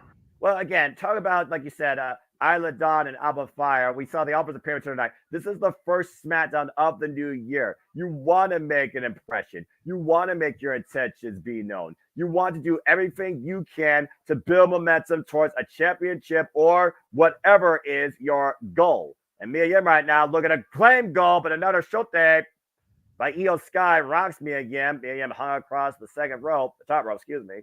And Io Sky looking for something big here. Frankenstein up at the strength of Mia Yim. Able to counter. What's Mia Yim going to look for out of the corner here, though? Looks like she's got her hooked for a Styles Clash. No way. Off the second rope. Styles Clash connects. That's got to be at the cover. Hooking on their leg. And Io finds her hand to the bottom rope. I am so glad she did not kick out of that. That would have just made the Styles Clash look weak. They used the opportunity to grab the rope there, which made sense to get the break, stop the pinfall, and not make the Styles Clash look weak. Jeez. Yeah, Mia Yim should have hooked that arm, and we probably would have had a new champion. Tope crash on the outside of Mia Yim.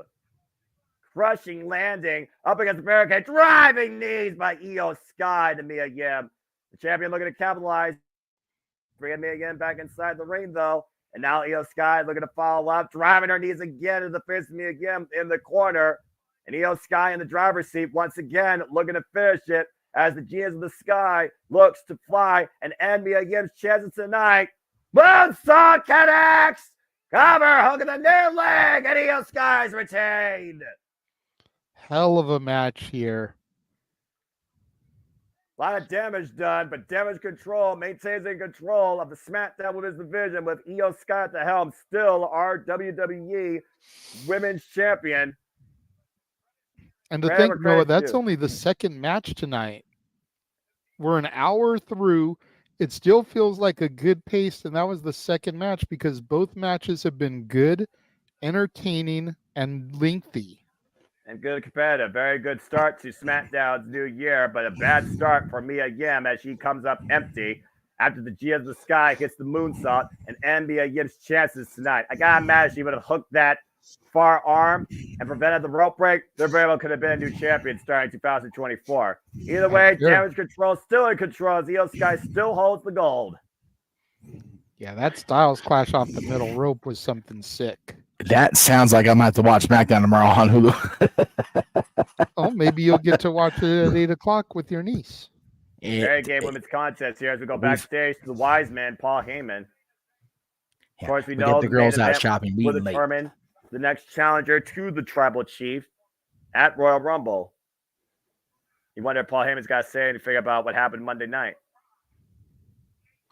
Well, The Rock. Paul Heyman starting right off with The Rock is name dropped Roman Reigns. Yeah. Uh-oh. How about eating at the head of the table? The Rock wants to sit at the head of the table. Mm-hmm.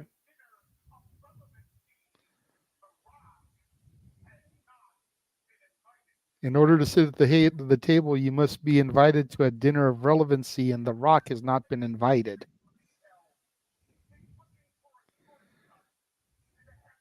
I can hear that drawl from over here. he's going off. For a shortcut to the headline.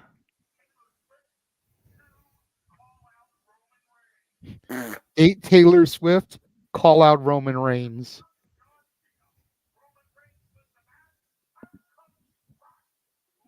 Just repeated formula.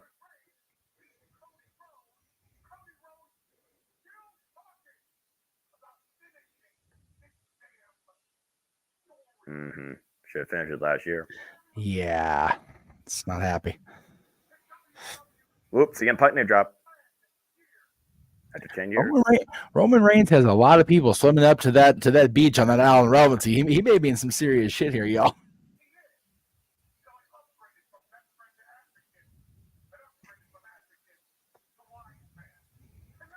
The evolution of Paul Heyman.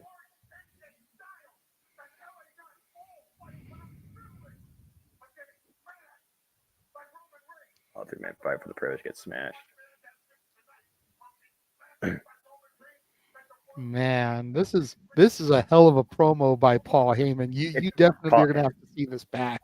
It's Paul Heyman, JJ. You and I both know when Paul Heyman speaks, you listen. Well, absolutely. And Paul Heyman, I have never heard deliver a bad promo. Nope. But this is Heyman in rare form. This is Heyman prior to Survivor Series 01. Rare form. By himself, This is backstage. Heyman at the inaugural one night stand. Rare form. We don't get this Heyman every day. No, and think about what you said there. That was Paul Heyman, solo, pure and true, backstage by himself. No Caleb Braxton interview setup. No going out to the ring to hear the crowd introduce himself. That was just Paul Heyman introducing the timeline and what has been the bloodline and what has been Roman Reigns' ride. And we are going to see who joins that ride to the Royal Rumble tonight in our main event. But before first, boy. Legend somebody yet to be known take on Pretty Deadly next on SmackDown. And speaking of the ride, we of course are going to be along for the ride in the shotgun position or the driver's seat as we head on the road to WrestleMania. And it all starts at the most captivating, mind-blowing, dream-making night of the year where you never know who comes out when the clock hits 0 and you're left astonished with one-of-a-kind moments. It's the start of the road to WrestleMania, folks. We'll be coming here, the Royal Rumble, Saturday, January 27th. Doth my ears deceive me? And if I you do would believe I heard a really watch-along promo. And if you would really like to get involved in this year's Royal Rumble, go on the Twix to Greg Cherry Brand. Watch the video that he posted regarding interactivity in the Rumble and participate. Are we full commercial? We are on full commercial, yes. Okay, because I thought I heard Noah talking about a Royal Rumble, and that's a watch-along day, is it not, JJ? That is a watch-along day. Yeah. You know, I think we got more of those than just the Rumble. What do you think? I think we got a lot more of those than just the Rumble. Did you all say you got the We Gonna Die schedule planned for me or something like that? We're just gonna die. 3, 2, 1.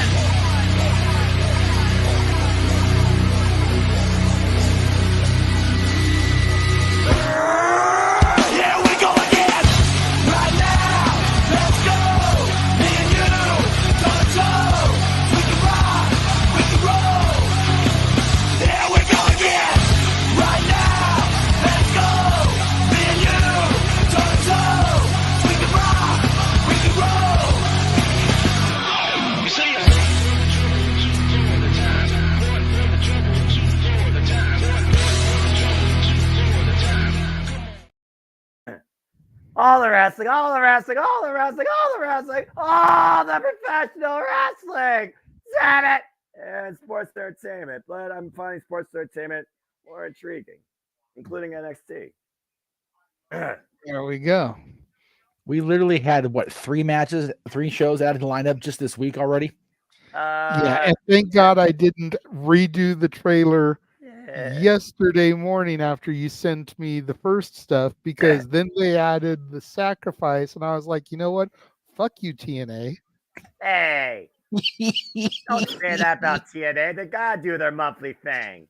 Hey, I'm not mad, but Jeff knows how frustrated I was getting when something would get announced, like was announced yesterday morning with the Canada stuff. I would then go and update the watch-along trailer, and then later that day or the next day, before we could even run it, something else is announced, and it's like, now I have to go back and re-edit it. Well, I mean, again, JJ, wrestling waits for no man, so you just got to be prepared for the unexpected. And Sky was prepared for me again tonight as Damage Control comes together to celebrate with still the WWE Women's Champion, Sky. And to Walter's question and statement here about assuming Sheamus returns here, that's not a fair shout. However, they keep hyping this with the wording of, with the breakup of the Brawling Brutes. Right. And Sheamus was the leader of the Brutes. Now, of course, they could just be alluding to Ridge Holland and Butch. Ridge is now on my NXT. Butch is still on the main roster. But I have a strong feeling that based off of the last few times that the Bruiserweight came home to NXT, that this could be the SmackDown debut of the big strong boy, Tyler Bate. It would make sense, in my opinion. You bring back British Strong Style, but also, here's what also makes sense. Put in your notes, folks. Bayley has officially declared herself for the Royal Rumble, and if I have to guess, JJ, your EST is also about to enter the fray, it seems. Yep, there she goes. There she goes again, getting in the Royal Rumble. What's a qualification match in 2024? I'm just saying. Anyway, it's social media, but the past era, it is what it is. But yes, and again, we'll be covering the Royal Rumble, covering all those events here, folks. And of course, the next Australia event will be next weekend at TNA Hard to Kill. And I'll just go ahead and say it right now, as is tradition. Cindy predicted for TNA Hard to Kill will be Friday next week, 8 p.m. Eastern Standard Time. So come join the conversation as we hype up and predict the first pay-per-view of TNA 2024 and kick off the TNA City Predicting League. That's City Predicting TNA Hard to Kill, 8 p.m. Eastern Standard Time across the Simple Brand and Castle 18 Studios here at the Jeff Meacham Network 1 week from today. And of course, I'll get to you in the night. All right, there you go. And Walter over here in the chat not telling us something that we don't already know. Right. Yeah, I will say this. I would love to join something big, but I will be on my life in the fast lane headed for the Fabulous Forum. So y'all have a wonderful prediction show. Absolutely. Appreciate you. Thank you. And of course, have I mentioned I'm stoked yet? That's not that. Oh, right. Well, anyway, as we continue our way to the Royal Rumble, Pretty Deadly right now has a Brawling Brute to contend with tonight. And here we go. It's fight night. Fella. Tron's still showing Ridge Holland on it. That's interesting. Yeah, and Ridge Holland, of course, says that he's going to show us the real Ridge Holland in your NXT, not the guy that some reason sees to, with anybody he competes with, injures. So let's see who the Brawling Brute Pete Dunne has. What? Oh, go, baby! I was right. It's the big strong boy, Tyler Bate. British Strong Style reunited, and the two defining pillars of NXT UK, the inaugural NXT UK champion and the second ever NXT UK champion, coming together tonight. These two that redefined British Strong Style in Progress Wrestling and on the British wrestling scene before coming to WWE. It's British Strong Style versus Pretty Deadly. This is totally your NXT UK, Noah. It absolutely is. What a partner choice for Pete Dunne, the Bruiserweight and the big strong boy.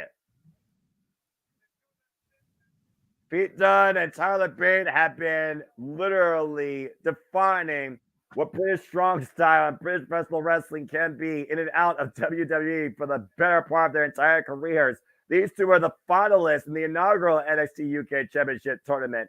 The young working man from Dudley, Tyler Bate, looking to start things off here against the former NXT UK longest reigning tag team champions. Bell raids are underway.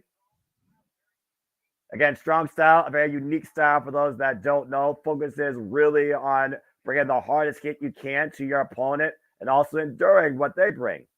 Nice head scissors lockup here by, I believe that is Kit Wilson.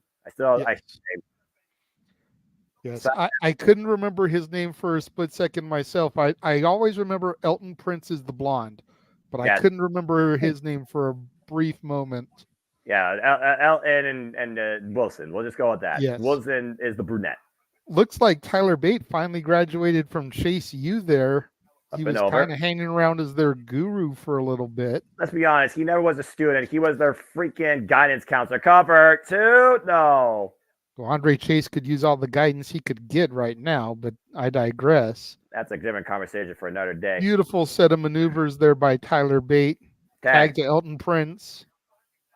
Enter Taz right now. Meanwhile, in the corner of the British Strong Style, Pete Dunne with the tag. Tyler Bate up and over Pete Dunne. Ooh. Great aerial offense there, and a drop kick followed by Pete Dunne. Armringer right now by the Bruiserweight. Again, if you did not see their match at NXT TakeOver Chicago, redefining the NXT UK Championship when Pete Dunne started his historic 685-day reign as the champion, put in the black and red on the map, you owe yourselves as a fan of WWE or British Strong Style Wrestling to do that, or fan Pete Dunne. And speaking of which, Pete Dunne loves to do a little bit of jumping manipulation, bringing the hand down, and vicious stop. Might have broken his fingers there. Tag to Tyler Bate. Well, I don't think neither of these men are done. You see Tyler Bate picking up speed, up and over, but that's hoping Jesus. for a speed moonsault stereo combination. What a showing so far by the reunited British Strong Style here on SmackDown. Action rolls on, folks. As we go to full-on commercial break here, Meacham. Yeah, of course, they always do that nonsense. Anyway. NXT UK, NXT UK. Eddie Shepherd It's like this is all his NXT UK, and this is dude. my NXT. I love it, man. Because I had Tyler Bate and Pretty Deadly, not so much Pete Dunne. Pete Dunne wasn't really there when I started watching. He was already on his way out.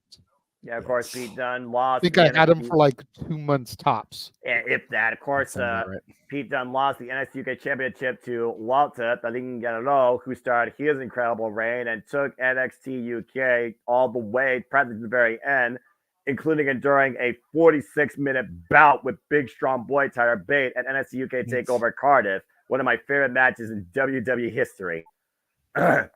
Anyway, I got full commercial now. Fuck commercial. I was going to say, while we're on commercial, we have a for the party tomorrow as well, JJ. So me going as the wise man is now out. Dylan going as either Cody or Solo is out. Damn. We are instead pairing up, he and I, to be the WrestleMania main event exiting undisputed tag team champions. Steen Erico. Going to be Sammy. Well, Sammy and Kevin. Yeah. I figure you're going to be Kevin. If anybody else tells Kevin Steen, I am dressing as him for a birthday party, I will end your existence. I mean, I know you're the ginger. Yes, but I had no hair. No disrespect. You have the size for KO. I had the size for KO. This is fair. And it's one of those. I figure if he's Generico, I can bring my mask for him to wear. Well, we're going as Sammy and Kevin, but if we deviate a little bit into the Steen Erico era, we'll definitely ask you, because the coat did not get brought over because we all didn't make the stop we were supposed to make, so it kind of was what it was. That's why. So now that can change in the next couple hours. This is a teenage birthday party. It is what it is. At the end of the day, as long as Natalie is extremely entertained and satisfied with her birthday, that's what matters of the day. And on behalf of the Multiverse of Media, I know we all wish Natalie the happiest and joyous, most entertaining birthdays. Enjoy yourself, young fan. We are back here on Friday Night SmackDown. Big, strong boy Tyler Bate making his SmackDown debut alongside Butch, British Strong Style, taking on Pretty Deadly in tag team action here. And it looks like during the commercial break moments ago, Pretty Deadly was able to capitalize and take advantage here, as Pete Dunne had a submission to hold and got clubbed. Yes. JJ, go ahead before I go off. You were going to say something. I'm going to say it is my intention to try to have her pop in at least for the introduction of Open Mic Night tomorrow, so everybody can wish her a happy birthday. All right. And I will try to have pictures of all the guests dressed as their wrestlers for air on the show as well. Yes. Duct tape on shirts will be a thing. I'll probably just wear my duct tape KO shirt on the air and might as well not change if we're being honest. Looking forward to Natalie bringing her pre-show coverage and knowledge and prediction spots as well during our Royal Rumble kickoff show too, JJ. We'll see how well she does this year. As far as I'm concerned, she's officially part of the City Predicting League with her passion and wherewithal, and I love seeing it. Actually, right now, the Tyler Bate up and around, beautiful Terrace takedown. Huge head scissors there. Effortless by the big, strong boy, the working man from Dudley. Oh! Unique escape into the knee strike. Follows up with the uppercut. Out of the corner. Taking on Pretty Deadly 2-on-1. Beautiful exploder. And a And then kip the up. kip up, effortless kip up there.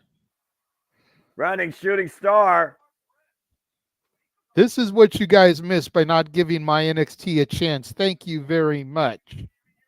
And you see the Helicopter airplane spin by the big strong boy onto Kit Wilson.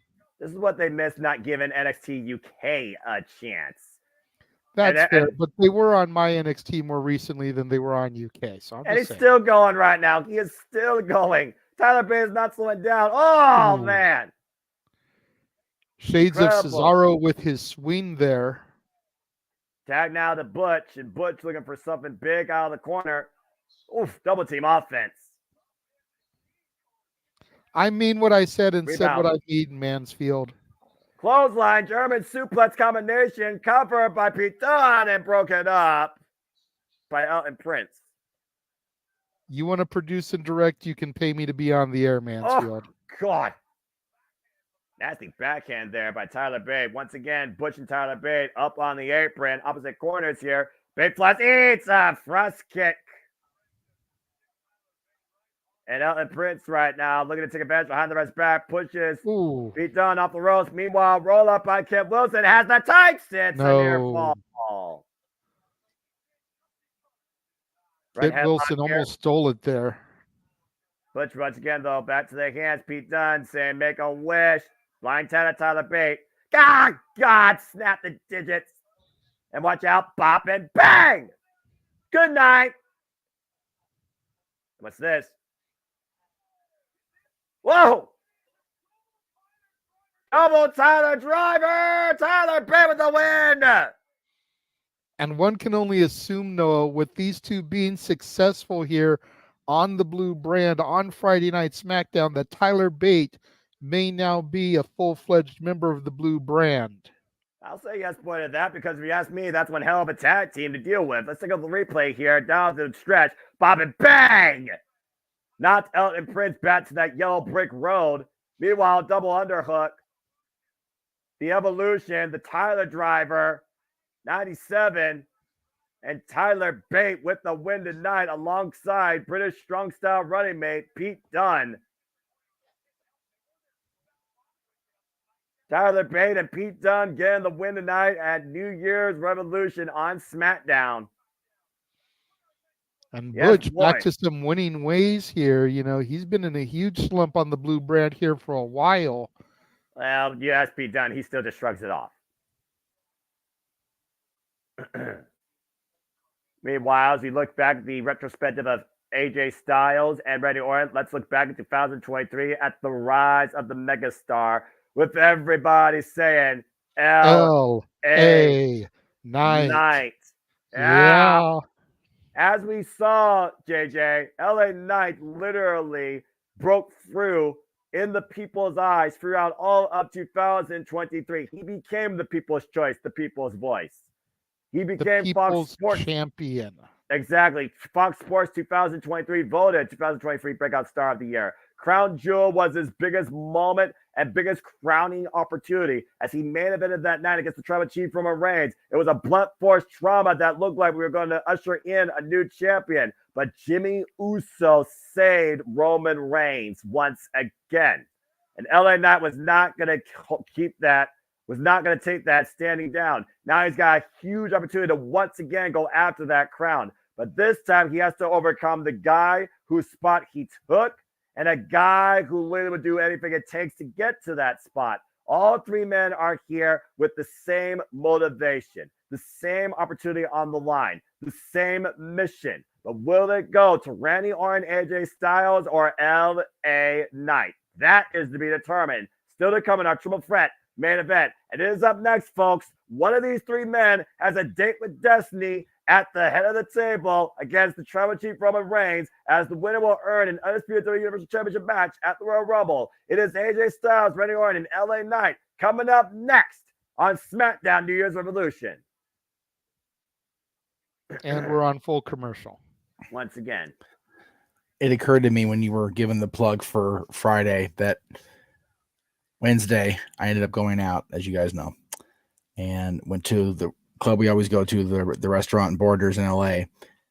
And for the second time that I've done this, I ordered the full mac and cheese, box it up, had them put it in the fridge, and forgot to bring it home again. That's a $17 plate I barely ate half of. I'm more than half mad at myself. That's pretty pissy. Damn. Okay. Yeah, very much so. Bum, bum, bum, bum. Because the menu says best mac and cheese. Damn. No, I've had mac and cheese out a lot. Love me the mac and cheese out having out food. It is not a false advertisement. Add a little bacon to that. They got to drag me out of that place more often than not. But that's not the second time because I was this Wednesday I was tired, number one, distracted with group drama number 2 and 3, trying to get my happy ass home in time to relieve these two poor bastards, him and James off Wrestle Kingdom. Relieve James anyway. Relieve James, yes. Yeah, hell, when I got home, the show picked up exponentially with the last half of the show. So, not because James's call was bad, just because the quality of the matches was just by God believable in that second half. Holy shit! Well, of course, I mean, you such a figure great that night. the card is going to move. No disrespect, don't take this the wrong way, Noah, but from weakest to best. Well, yeah, New Japan always lays out going through, and James had to be there through the slower to mid. I guess would be the word. I don't know. I haven't watched it, but the better matches are going to be saved for the end. Yeah, I lower would to say, mid card. I would say undercard, and I completely agree. Okay. I mean, when I freaking built everything I could inside of me to pull myself together for the Network Championship match, it was just full throttle. And the never title match, I unleashed something in me that I haven't unleashed within me in a long time when it came to Tama Tonga and Shigeru Takagi beating the living shit out of each other for the baddest motherfucking title. So you're not wrong, JJ. I agree 100%. And it is, and I feel like a lot of pay-per-views are like that for a reason, because you want to constantly drive the audience forward. You don't want to hit a peak and then try and bring them up again. And I think Wrestle Kingdom did that rather smoothly. Yeah, I like that New Japan lays out their card. This is what we're doing first. It's like they give the fans the run sheet, which is great. Yeah. And there's no like cool down matches like we talked about on Monday, man. Those poor girls had to follow The Rock and proceed the world title match. They were WrestleMania 18 doomed. Mm-hmm. And that Rock segment went way longer than it should have been. I'm being perfectly honest here. Well, I think part of it was not that the Rock segment went long. I think it was that the gender segment went long. Yeah, that's fair. I think the gender part went long because of something else earlier in the night. Yeah, because Jinder got 5 minutes. He barely needed 2, if we're being real. Like, honestly. Agree. You're not. He didn't need that full 5 minutes to get everybody ramped up. It was the Kofi thing. Yes. The Kofi and Jay versus Imperium because of the injury. Yeah. Because of the injury. Knocked out. They had to give Jinder more time to stretch it. Yeah. Well, that's why it felt like that took so long. Well, they should have given that time to those women, regardless of the spot, because that was just messed up. Well, okay. But hindsight 2020. I'm not the guy with the pen. If you give that time to the women, they're still trying to follow The Rock. That's fair. It doesn't matter, unless you put them on before The Rock, they're swimming upstream. And they're swimming upstream in a tidal wave. Yeah. Tidal wave. Rock covering all media platforms, as you can see here. Rock making headlines. Of course, it's the freaking Rock. Yep. Even the world champion and Drew McIntyre had to swim up creek, man. They were struggling too. They had a great match, but they were predestined to have to struggle. It was just the nature of the beast, unfortunately. And I do wonder if Drew McIntyre now will look at himself and blame himself for the fact that he was unable to capture the Heavyweight Championship. I don't think that there's really anybody you could have put in that spot that would have been able to succeed. No. Even if you had had CM Punk come out, Hulk Hogan makes a special appearance. Like, you're still following The Rock. Yeah. Oh, we got Ashanti the Adonis in Nick Aldis's dressing room right now, his office. I forgot he existed. Yeah, I was speculating about that the former champion may have been Hogan before I saw that The Rock was in Pasadena. Apparently, they've got a full 40th anniversary thing for Hogan planned at the end of this month. So I'm like, oh, gee, what am I wearing the last week of January on the network? Probably for the 31st anniversary of Raw. I'm about to say, I mean, we're approaching there the you go. 31st Probably anniversary of Raw. time it at the same time. Figure January 23rd is a Tuesday, so we'll be between Raw and the Great Cherry Rumbles draw show. So looks like next week we're getting Bianca Belair taking on Bailey. Pay-per-view rivalry ahead of the Royal Rumble, and also next week, JJ on SmackDown. It looks like we're also going to get Karen Grimes taking on Grayson Waller. nice. Maybe Karen Grimes can finally find some fuel on that launching pad. Getting Cameron a little TV. I like that. We're getting a battle of your NXT women versus my NXT men. Yes. Ironically. And then we've also got Joaquin Wilde and Cruz del Toro taking on Angel and Humberto. Ooh, The that's LWO, going to be the a God good of solid Fantasma- tag. The God of Phantasma War coming ahead. But before all But that, it's now time for it's tonight. time to get phenomenal. Because JJ, it's time for tonight's main event on the first SmackDown of the new year, New Year's Revolution. Jay, I don't remember when you stopped watching TNA, so forgive me in advance, but they put up a one of those long timeline threads they do often on Impact Wrestling. Yep. The history of the Lone Wolf of AJ Styles I saw during the that. Aces and Eights stuff. I watched that. I'm like, I had forgotten how, because people are like, oh, it's Sting and NWO. It's like, no, it is so much more layered than that. It was so underrated and so underappreciated because it was during the Hogan and Aces and Eights era. Yeah. That was such a good story they told with that. I was like, all right, TNA, you done good there. It was a tail end to a rather oddball story that worked out with AJ Styles being the finishing phenomenal note it needed. Yeah, and it was cool to see that it really started with the final dig at AJ from Frankie and Chris. By the way, condolences out to Frankie Kazarian and Gutter Candy and the family and friends of his first name is Rick, but I'm going to give the stage name Stin Balls. Forgive me, Lord. The drummer of Gutter Candy just all of a sudden passed away recently. One of the original members of the band. Frankie has announced that they are canceling their show on January 11th, the lead into Hard to Kill in Vegas. I think Frankie's still competing on Saturday next week, but I have not talked to him since the post went up today, so I don't know. I know that right now he's not been booked for a match yet. Oh wait, no. Yes, he's on zero. the show. Yeah. Him and Eli against Eddie and Brian, I think. I have to double check. I think so. Yeah, Brian Myers. Yeah. Okay, thank you. So he is booked. I'm sure Frankie won't miss a commitment for TNA, but the band can't cancel their commitment because one of the band members is gone. So I'm sure he'll be there on Saturday. But yeah, I just want to make sure I got that out there. Condolences to Frankie and God bless that man's family. Oh my goodness, it was so sad. Oh. Yeah, about to say again, there's just unexpected occurrence that happens that you just don't know how to really cope with, but you gotta figure out how to cope with. That's the nature of life. You know, Walter makes a great point here, but I'm going to offer a counter, if I may. Yes, AJ getting the championship shot at the Rumble after debuting the Rumble. Think about where he was a year after his debut. 2016, he debuts in the Rumble. 2017, he's in that unbelievable match with John for the championship. Yep.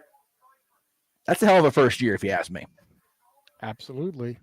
One of my favorite matches ever, John Cena, AJ Styles, SummerSlam, and the Royal Rumble. The Royal Rumble literally being a match only contested within the ring itself. And I think that's a very interesting note that people forget about when it truly came down to who was better inside those four ropes. That's what makes me a fan of professional wrestling, damn it. That's professional wrestling. It was just so sad because they had such an unbelievably great match. And even the Chamber, which is usually a cluster anyway, and Bray winning, great moment.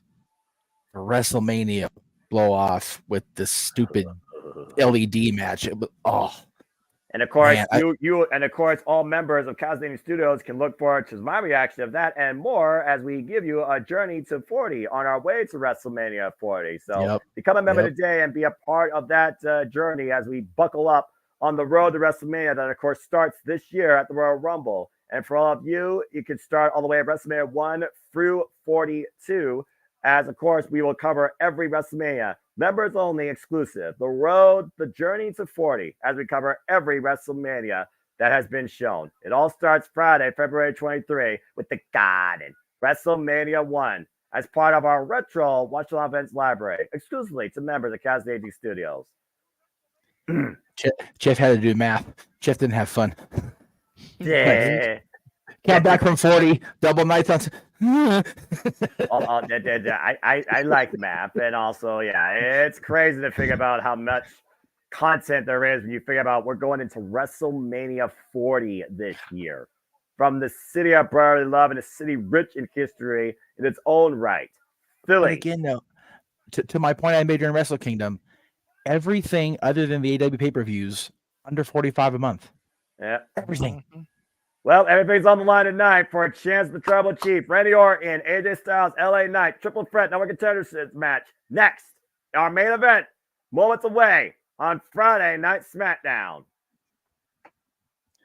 Yeah. I did buy Hard to Kill, so I'll have my own feed. That way you guys don't have to worry about trying to having me sponge off somebody else. That way I can actually do my own focus. So we are good to go for next Saturday, kids. Woohoo.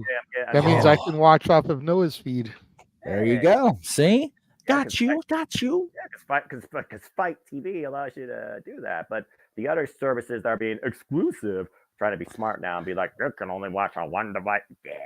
Anyway. I don't, but it's funny. Yeah, they've cut it down. It's funny. I was going to subscribe to Max again because I guess Big G canceled his or paused or whatever. The basic one, you only get two parties.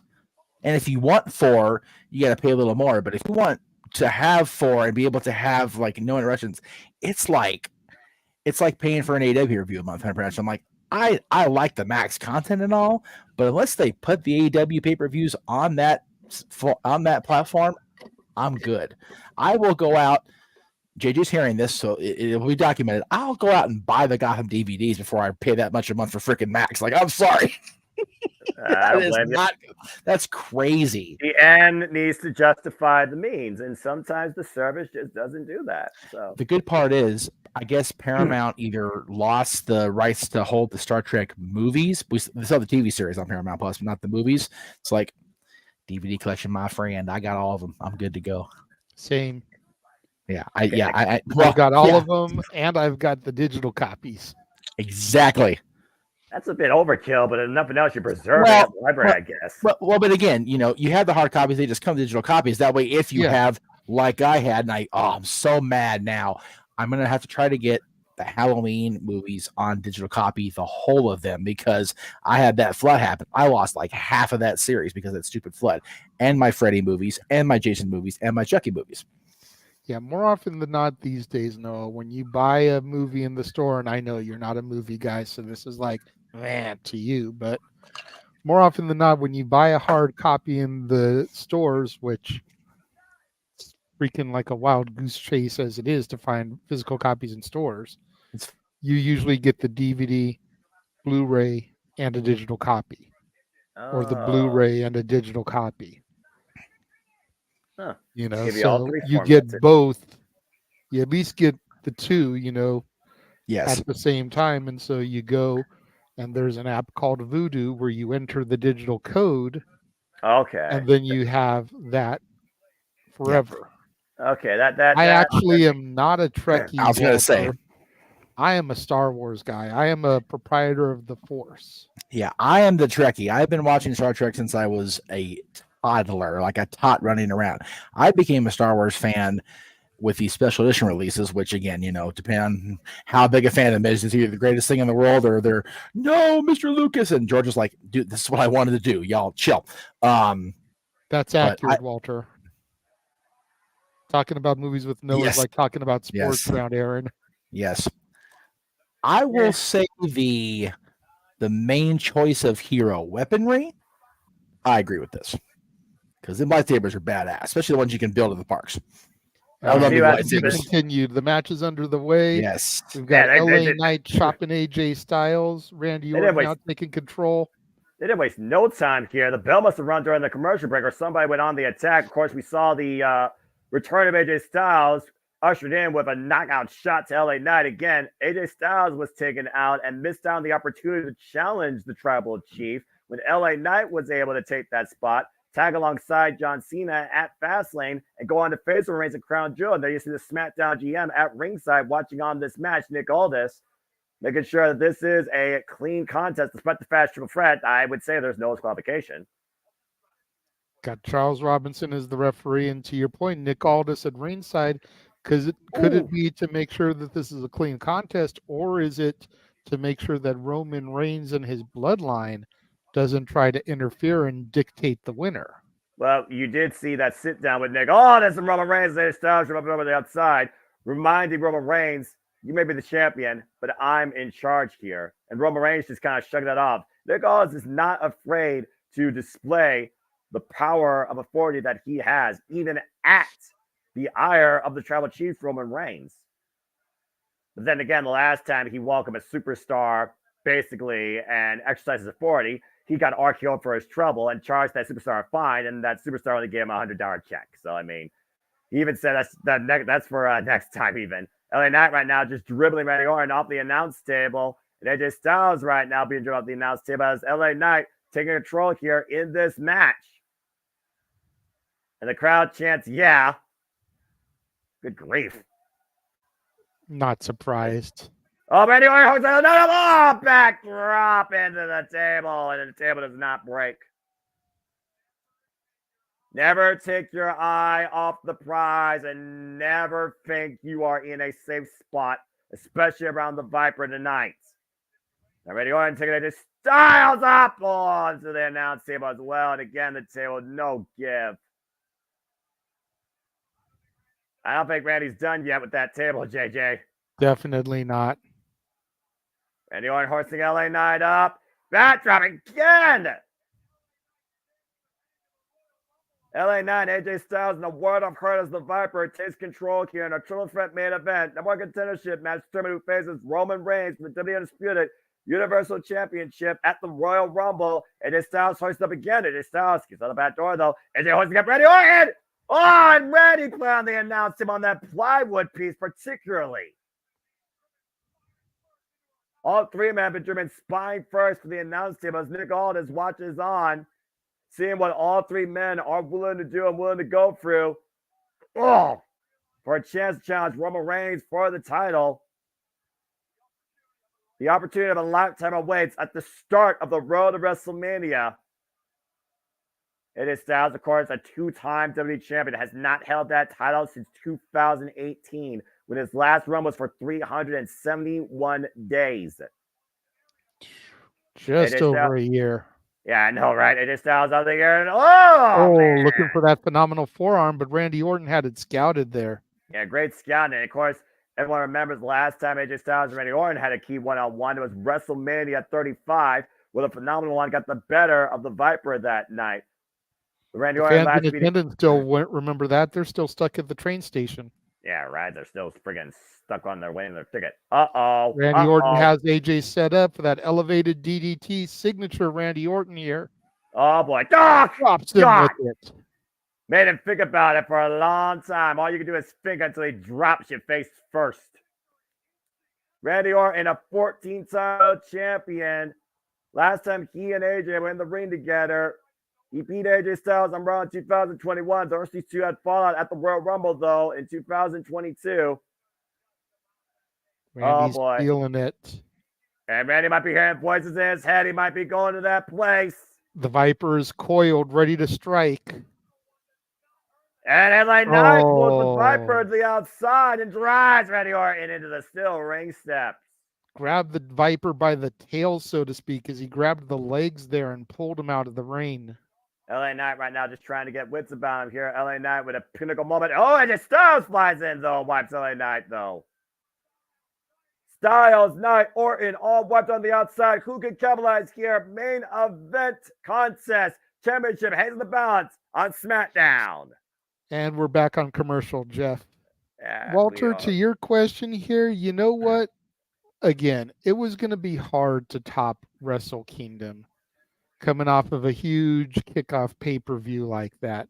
Yeah. But honestly, as far as the television content that I've seen this week, Raw, NXT, Dynamite, and now this, it's holding up there. For only 4 matches, at the end of the day, again, commercials be damned, they are what they are. It's television. I The know. pace has flowed. Yeah. There hasn't really been a drag or a lull in anything. Everything has just kind of moved. And considering it's a quarter till the end of the show, you don't feel like the show should be over yet with the way everything's going. I think they've done really well with this one. Noah? Look, I call myself a fan of professional wrestling, damn it. And I always take sports entertainment with a grain of salt. But I will say that every player this week have been hitting all the right spots here. It's been a very good launching pad for the industry. And this SmackDown particularly, as I've always been more of a fan of the blue brand versus the red brand, because I recognize blue as the wrestling show, red being the entertaining show. All the matches have been very much spots on point tonight, very paced out, despite the fact that, again, television fucking sucks. Again, I'm not one to rank. I'm not one to be like the greater inequality, dumb shit you find on social media. I'm not one to, chastise or verbalize or bias, standardize. All I'll say is this week has been a great start in general, simply for the industry. And at the end of the day, pay-per-views for me will always be the bigger hype and takeaway than TV shows. Of course. But overall, this week still has been very well put together. And I look forward to closing it out tomorrow night with Collision. Honestly, if a television show outperformed a pay-per-view, there's a problem. I agree. There's a problem. And it's not about the pay-per-view within the same company. I'm just talking about pay-per-view in general. If there is a pay-per-view from the industry and there's a TV show from the industry that outperforms that pay-per-view, no matter what companies those pay-per-views and those TV shows represent, then you got an issue. Because as far as I'm concerned, you can try and make TV pay-per-view level all you want, but the pay-per-view at the end of the day has got to be where the big bucks come from. And we are back here Friday Night SmackDown triple threat match. Winner earns a championship match at the Royal Rumble against the Tribal Chief Roman Reigns for the undisputed WWE Universal Championship. AJ Styles, Randy Orton, and LA Knight. Yeah. AJ Styles going to follow up here. Sliding forearm flies in LA Knight's face. Of course, we saw LA Knight make a phenomenal return after being taken out by the Bloodline and exercising his anger against LA Knight, because LA Knight took the opportunities that were for him away from him. Orton's been neutralized for the time being, though. LA Knight, former $1 Million champion back in 2021, of course, the previous challenger to the Tribal Chief Roman Reigns last year in the main event of Crown Jewel. AJ driving Orton in the forehead, keeping him on the outside because he feels he can dominate LA Knight on the one-on-one contest. Well, again, you look at the track record of history, accolades, experience, milestones. All three of these men have exemplified. I would argue to say that Randy Orton has the strongest WWE career resume, but AJ Styles got the strongest worldwide resume. That's fair. And LA Knight still trying to make a name. I mean, aside from the Impact title, has he been a world champion? No. To your point, I think he was a champion maybe in like a previous company besides Impact Wrestling, but I would have to look at the track record there. And of course, in the WWE, though, there's always that MO. It's not about what you did previously. It's about what you've done lately. And again, AJ Styles and Randy Orton, they've been to the top multiple times. LA Knight has yet to get there. Knight has shot by AJ Styles to Randy Orton on the outside and driving the Viper into that LED barricade. Of course, Randy Orton came back after a sustained injury back in 2022 and came back last year at War Games. Last time Randy Orton faced Roman Reigns one-on-one was 2014, and it was won via disqualification. Of course, Randy Orton was one of the biggest launching pads to Roman Reigns during his book-to-death era after Roman Reigns beat the Viper at SummerSlam. AJ Styles right now isolating LA Knight once again, drives his shoulder up and over, brings him back inside the ring, looking for the sit down. The LA Knight, the hook of both legs, and nearly claims the shot. Out at 2. AJ Styles, nobody took like his own jawbreaker there by LA Knight, Randy Orton. Hanging AJ Styles another across one. the top rope. A little bit impromptu assist on the outside there by Randy Orton as LA Knight squares off against AJ Styles with the jabs. Yeah. And LA Knight again, the people's choice, as you said earlier, Fox Sports choice for breakout star of the year. Really broke out on the scene, endorsed by the likes of John Cena even in 2023. Now LA Knight opening up here on Randy Orton, just like he had done to AJ Styles, Irish whip. Let's see who gets the better of this exchange here. LA Knight, though, with the standing switch. Russian leg sweep. Takes down the Viper. LA Knight. Knight. Yeah. Follows up with a knee shot. Side of the head to AJ Styles. Again, Knight believes that right now he should be champion. Big back body drop. If it wasn't for Jimmy Uso, I very well would say that LA Knight should be the champion right now. Those short clotheslines from Orton, duck, power slam, got 3 moves. Oh, that power slam, that snap, beautiful scoop power slam by the Viper. Another one to AJ Styles. Lightning quick reflexes by Randy Orton, taking the better of both of his opponents here.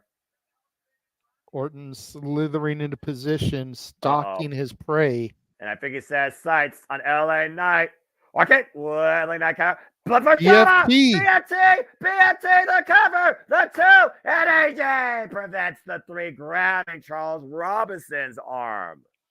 Interesting move there, going after the referee instead of the competitors. Again, there's no disqualification, and that still stops the decision. AJ Styles doing whatever he can to stay alive in this match. You see the eyes of LA Knight raging tonight, what AJ Styles just did, as AJ and LA squaring off tonight. I'm not sure who's going to get the better of this exchange, though. Again, AJ Styles with the first shot, jacked LA Knight's jaw on his return. AJ Styles right now with a phenomenal fury. Whoa, ducks underneath the spinning back fist, though. Gets the midsection, rising knee strap. LA Knight falls to the close on AJ, ducks underneath. Pele kick, though, connects. And for the time being, Randy Orton has been neutralized. LA Knight down. AJ Styles with a chance here against our main event, Friday Night SmackDown, New Year's Revolution, number 1 contendership triple threat match for the WWE Undisputed Universal Championship at Royal Rumble against the Tribal Chief, Roman Reigns. AJ Styles with a bat breaker to LA Knight. All 3 of these men looking to start the new year with the greatest chance possible at the start of the road to WrestleMania to become the headliner. What is AJ looking for here off the top rope? 450 splash! Cover! 2! No! Thought he was going to set up for the phenomenal forearm there, but he surprised me with the springboard 450. Look at this again, Noah. The full closing rotation and the hyper extension of the body for full-on impact, crushing LA Knight, but only for a 2 count. And LA Knight busted a hard way. LA Knight must have caught part of AJ Styles' either elbow or his knee off that 450 splash. LA Knight's still alive in this contest, but I would say barely. Again, the Viper right now nowhere to be seen, as this has right now been put into a one-on-one match. You see the anger, the fury, the eyes to the start of the Phenomenal One. Looking to finish feints here. Looking for a Styles clash. Can he hoist LA Knight up, though? LA Knight standing on the outside. Meanwhile, Randy Orton, though, pushes AJ Styles into the corner. Again, these two have a brewing rivalry going all the way back to WrestleMania 35. Oof, and a forearm smash. And meanwhile, you were asking for it earlier. AJ Styles might be looking for it here. Randy Orton in position. The springboard, phenomenal. RKO! Out of nowhere. Are you kidding me? The cover look at the near leg. No, LA Knight pulls the referee to the outside. Fair play earlier to what AJ Styles did to LA Knight. LA Knight preventing Randy Orton from capitalizing and punching his ticket to Royal Rumble. And it's perfectly legal here. There's no disqualification. Who's going to capitalize here? Who's gonna? Oh no. Uh-oh.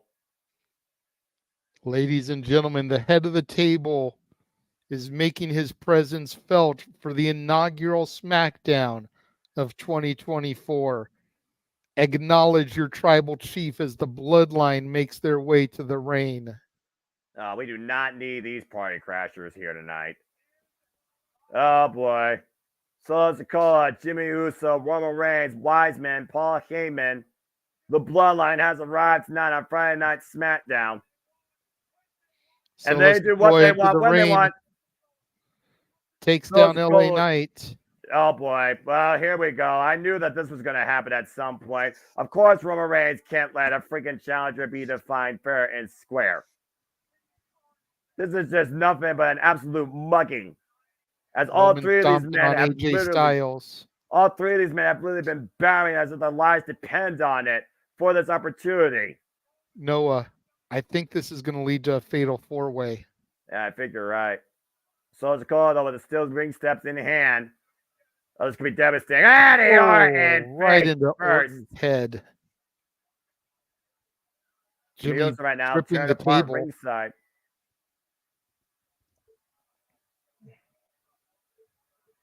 Yeah, it looks like Reigns jaw-jacking Nick Aldis. I can imagine what Nick Aldis is thinking right now. Solo and Jimmy right now playing damage control while Roman Reigns is isolated with AJ Styles. As the friggin' bloodline, like vultures in the night, preying upon the carcasses of this incredible triple threat main event. And now Jose Styles up. Oh, Lord.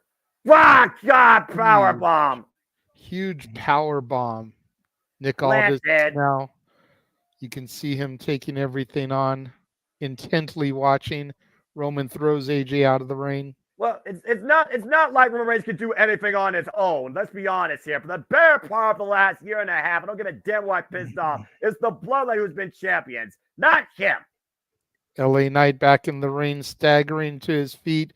Roman's got his fist locked and loaded, looking for the Superman punch. Oh boy, LA Knight coming off. Connects. LA Knight clocked with that fist.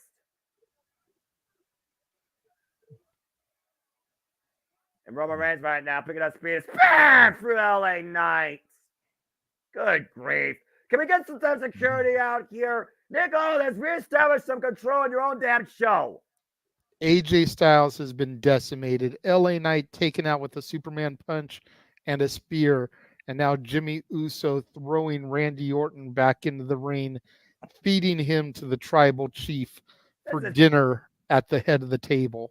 This is bullshit. This was a phenomenal triple threat match, and we still don't know who's going to challenge Roman Reigns at the Royal Rumble. This freaking idiot, this desperate coward of a fool, this desperate man to hold on to his crown any way he can, neutralizing the fail with a spear and Samoan spot to Randy Orton before somebody could literally be defined to challenge him. Coward. Desperate coward. That's all I see here. I don't see a tribal chief. I don't see a big man. I see a desperate man who's doing anything possible to hold on to what's been handed to him. Hey, hold on here. What's Nick Aldis doing with Paul? Hey, they say desperate times call for desperate measures, Noah.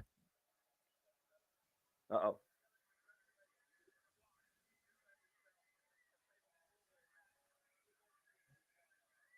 And Nick Aldis telling Paul Heyman to tell him congratulations.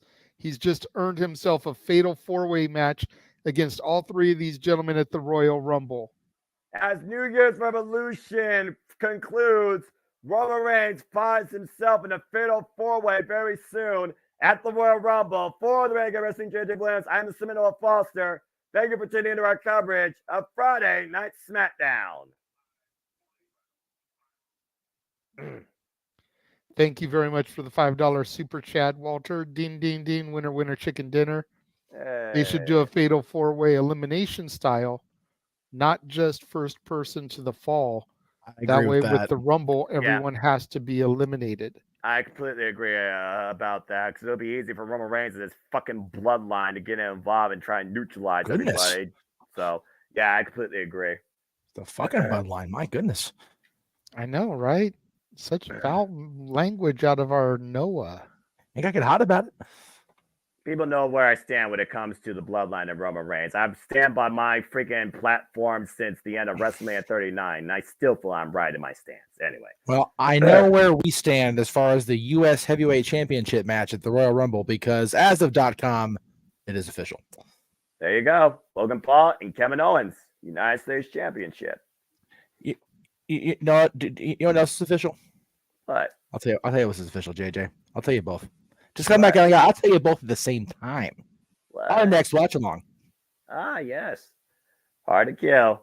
Saturday, January 13th. And of course, that is also the introduction of the TNA Plus service, as of course the Zero would take place exclusively through there. And you could also watch the Hard to Kill pay-per-view for either Fight TV, as you've been used to, or through the TNA Plus subscription service. And by the way, speaking of fans on Fight, I've been notified and did confirm. If you bought NWA pay-per-views on Fight, you may want to go talk to Fight because they're gone. Damn. Yeah, I'm a little pissed. Not gonna lie. After Hard to Kill, of course, if I may, as we have said numerous times, we are indeed going to freaking die. Yes. Yes. Royal Rumble, Vengeance Day, TNA No Surrender, WWE Elimination Chamber in the middle of the night, Eastern Standard Time, I'd say. Right. I have a feeling we're going to just have to wait on that one because I don't know if we're going to be able to do a 2 a.m. call start time. Yeah, that's right. Well, okay. Logistics at residence is what we're talking about in JJ's case. Yeah. I know you can do it, Noah. I know you can do it, Noah. Yeah. I can't logistically, and considering that this is a sports entertainment pay-per-view. Yeah. Say if it was AEW or Impact or NJPW, there'd be no problem story there. Yes. Damn right. Yeah. So what we may need to do is push that to where it's a 9 a.m. Pacific, noon Eastern start time. Yeah. There you go. Yeah, the show will be over. It'll already have happened, but let's be real. How many people are going to be staying up at 2 a.m. to watch a WWE PLE? Keyword Most WWE. Most are going to go memes and watch it when we wake up. Keyword WWE. I'm going to guess not a lot. Yes. But then AEW Revolution. TNA announcing today's sacrifice, making today's work even more. Oh, by the way, NWA Hard Times is going to be a CW special episode of NWA Power. Do we add? Depends on the date. I mean, as long as nothing else. Friday night, March 2nd. Oh, excuse me. It would be Saturday the 2nd. Saturday, March 2nd. My birthday's the 1st. I got confused. Yeah. So the 2nd is a Saturday night. So it would probably be a pre-open mic night scenario. We'll talk about it. Yeah, we'll talk about it later. We got time. Yeah, March 8th. Hall of Fame, of course, WrestleMania week. Hall of Fame, Stand Deliver, WrestleMania both nights, Raw after Mania, Backlash, talking about Star Wars earlier, May the 4th. NXT Heatwave and Money in the Bank both added this week, as we talked about. And, of course, AEW All In London 2 and Bash in Berlin. So, again, all the wrestling, all the damn wrestling. And you know there's going to be more stuff added between. I already know WrestleMania weekend's going to freaking kill us. And then, of course, AEW has their period that started all in their company. So you know there's going to be more stuff added. Yes. So we have a ton of stuff in store for you guys. But that's all later. Coming up, of course, tomorrow is open mic night, hosted by this man tomorrow night, because next Saturday, of course, is our anniversary show, hosted by the simple man Noah Foster. 2 years of open mic night, immediately following Hard to Kill. We got so much shit going on. I love it.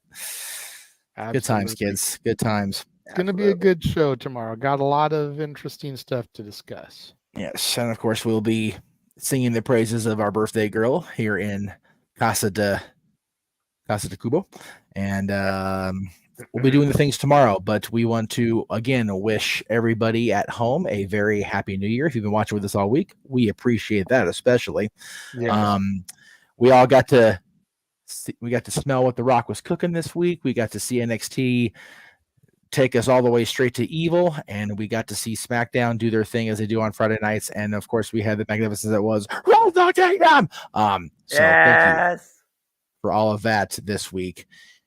As much as we're going to scale back on the watch-alongs next week, we still go and die with all the shit we got going on, including the return, the first Dad's episode of 2024, as the Renegade and I lead into Hard to Kill with our choices, and it will be a separate list for the first time in a long time. The top 10 stars of the era of TNA, 2002 to roughly 2016, depending on when Bruce Pritchard made that big announcement. I forget. It's been a minute, kids. So just to make it easy, we'll say 2015. The numbers. Yes. So there won't be no Josh Alexanders. There won't be Joe Hendry.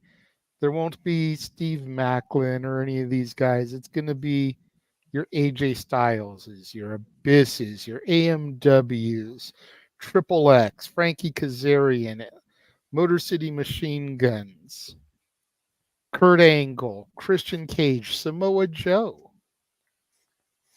and so many others. And your Jeff Jarrett's. The Jeff and Karen Jarrett. We cannot forget either one of them. Damn right. You can't forget either of the Jeffs, Jarrett or Hardy. That's right. Not going to say anything. And then, of course, let's get their Sting. So, yeah, there is that, too. That's fair. But anyway, but lots of folks to choose from. There's Hogan. There's Bishop. Brother. There's Kevin Nash. There's Booker T. There's Scott Steiner. Love you, Scotty, but yeah. But then there's the TNA Knockouts, which are, yes. No. Not Bobby Lashley, the Destroyer Lashley. Yeah, you're right. MVP brought him in. Here's two names that don't get talked about enough in the history of TNA that I am almost positive will either make my list or at least be solid honorable mentions. Yeah. Sonny Siaki and the Alpha Male Marty Brown. Damn right, man. Marty Brown. Okay. Yeah, Kaki Siaki was the shit. Dude, if TNA had, I'm sure we'll talk about him, or at least give him a good solid mention. Yeah. But if Kaki Siaki was a more muscular version of Ricky Starks. I'm saying that's kind of fair. That's a fair analysis, I think. I'm just talking in look. Yeah, that's why I think that's a fair analysis. He only existed in the paid pay-per-view per week era of TNA. If he had made it to the Fox Sports Net or Spike era, he could have been a fucking star. Like, I will die on that hill. That dude was charisma loaded. Yes. And he can wrestle a blue streak. Great. See, and had it, I mean, again, there's so many people that are just so underscored. And I'm telling you, people, this is not you don't see me anymore in TNA stuff or whatever, but TNA Plus gives you everything except the monthly pay-per-views, $9.99. I feel like I'm in WWE Network era 2014. Quarterly pay-per-views, Jeff, like the big ones, the quarterly ones, which you're referring to. Hard-Killed, Slammiversary, the Rebellion, and the Bound for Glory. They actually have only a true big four. But the weekly pay-per-views going back to 2002, bleeding into the time they overlapped with Impact, and then every episode of Impact. And all the monthly pay-per-views once they go into the archive, but going back to Victory Road 2004. So it's I am loving going back and watching this stuff. I did post on social that I'm actually going back and watching from when I first became a fan, but adding WCW to the WWF stuff. And man, think about the companies: WWF, 1990, Ultimate Warrior, the Hart Foundation, Texas Tornado. Okay, WCW. Sting's the world champion. I already forgot. Oh, Doom are the world tag team champions. Simmons and Butch Reed with Teddy Long, not woman. The Godfather of wrestling, Teddy Long. But Theodore R. Long, excuse the hell out of me. Right. U.S. champion Lex Luger for about one more show because he's gonna get that ass whooped by Stan Hansen at Halloween Havoc. Stan Hansen, that crazy. The U.S. tag team champion Steiner Brothers facing the Nasty Boys at Halloween Havoc, which is going to be, I haven't watched that match ever. That's going to be fun. Who else? TV champion Arn Anderson, Ric Flair at Halloween Havoc in a tag title match with Arn against Doom. that era of WCW, which was still transitioning from the NWA name, just so much fun to watch. And of course, WWF, of course, the debut of The Undertaker looming on the horizon with that big ass egg sitting out there on TV. Right. It's fun to go back and watch wrestling. Like I told you on yesterday morning, being a pro wrestling fan is so much fun again. I'm going back and reliving why I became a fan in the first place. And I'm watching it back and I'm going, man, 7-year-old me had no standards. Because this is the shit. This stuff is great. I love this stuff we got going on right now. And we open mic night tomorrow again. So many. The wrestling world has been kind to us as far as topics in this first week of 2024 and the end of 2023. So I'm looking forward to it, JJ. And it's all fun stuff too. I mean, yes, there's definitely a few things that could spark controversy and negative comments, but we're not talking about those. I made a conscious choice to leave those off of the agenda. We're not going to be talking about Kevin Dunn. Good deal. Kevin Dunn ties to Vince McMahon. There's too much Vince McMahon hate. Yeah. We don't need all that in the first show of the new year. Right? We are going to be talking about Nick Nemeth. Yes. Showing up at Wrestle Kingdom.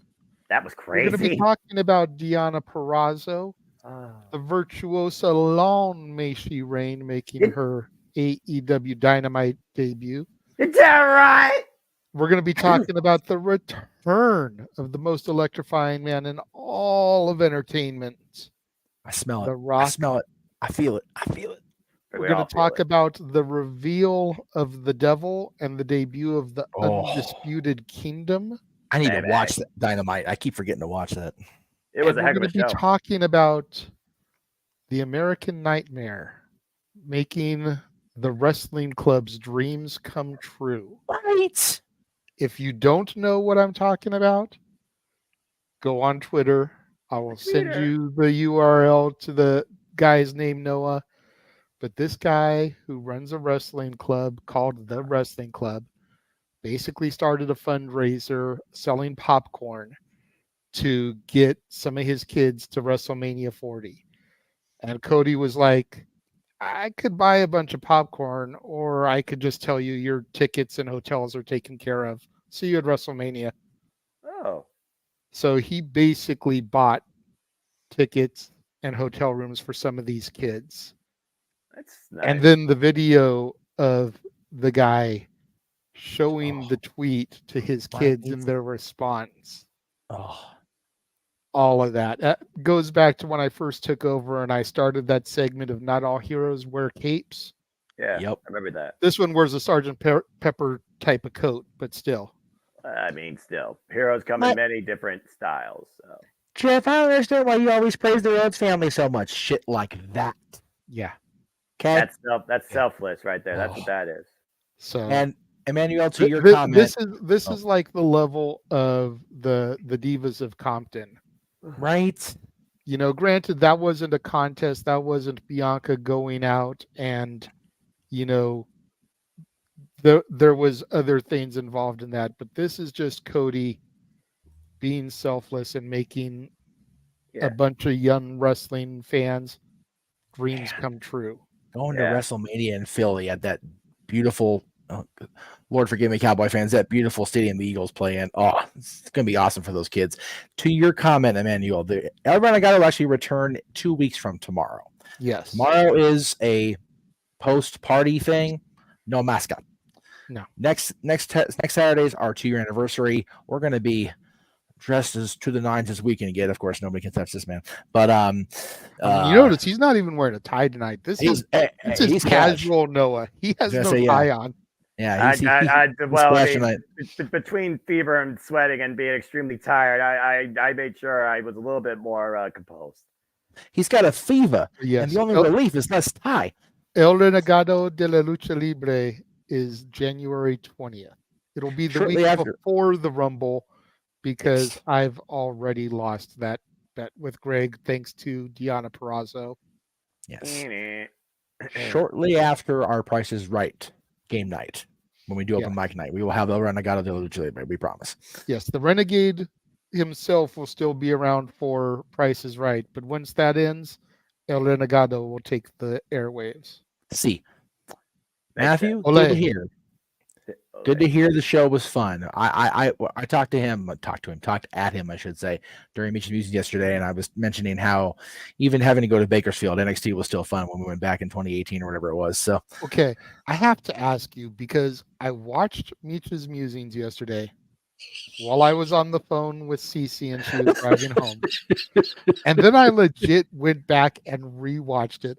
What the hell happened with the I have no dude that idea. crashed your show? I have no idea. Okay, keep in mind, because this you know could where I only was. happen in downtown LA.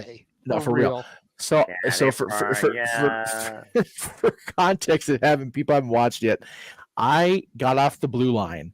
And I looked at the clock. It was 3:53. I went 2:53. I'm like, oh well, shit, that's a thing. Better get on the air here. So I'm like, do I have time? I didn't have time to get over to LA Live like I wanted to be. So I literally did the freaking stand up right at the blue line station, like right outside the tracks. I'm like, all right.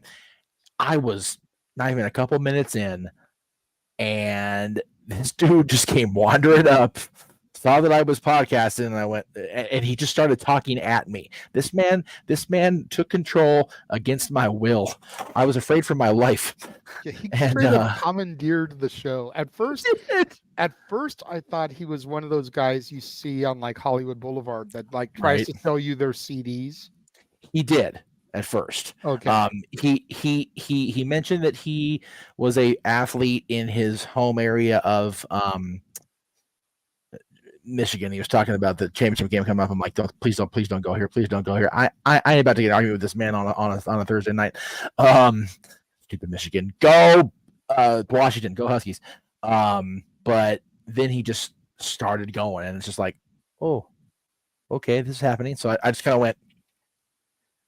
Oh, okay.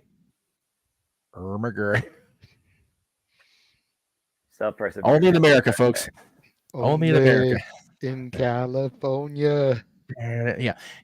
They played that song at the Kings game, and I'm like, this is what we wanted to have WrestleMania 2000. When we couldn't get licensing, they gave us that WrestleMania 2000 California theme, and it's like, yeah, that's what it is.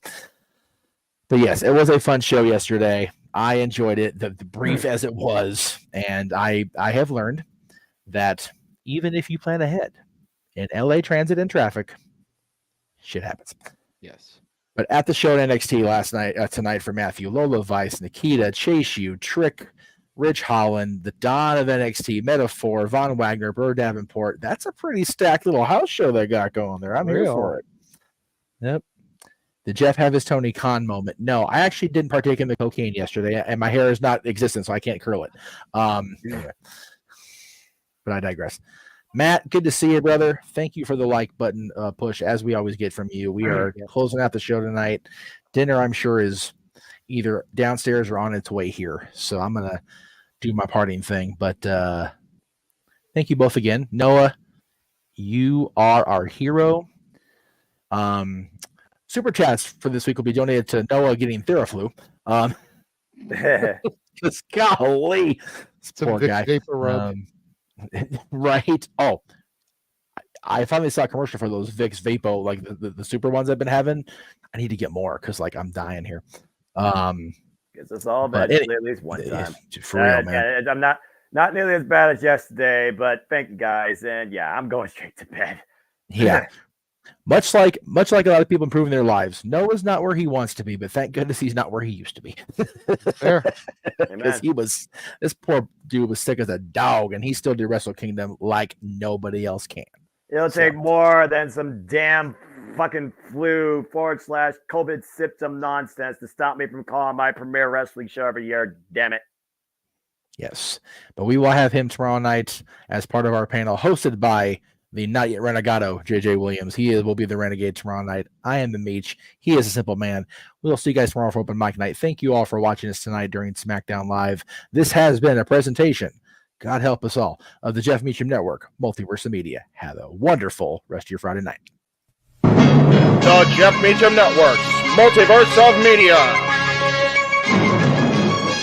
For over 15 years, the recognized symbol of excellence and the standard bearer in coverage of sports and entertainment.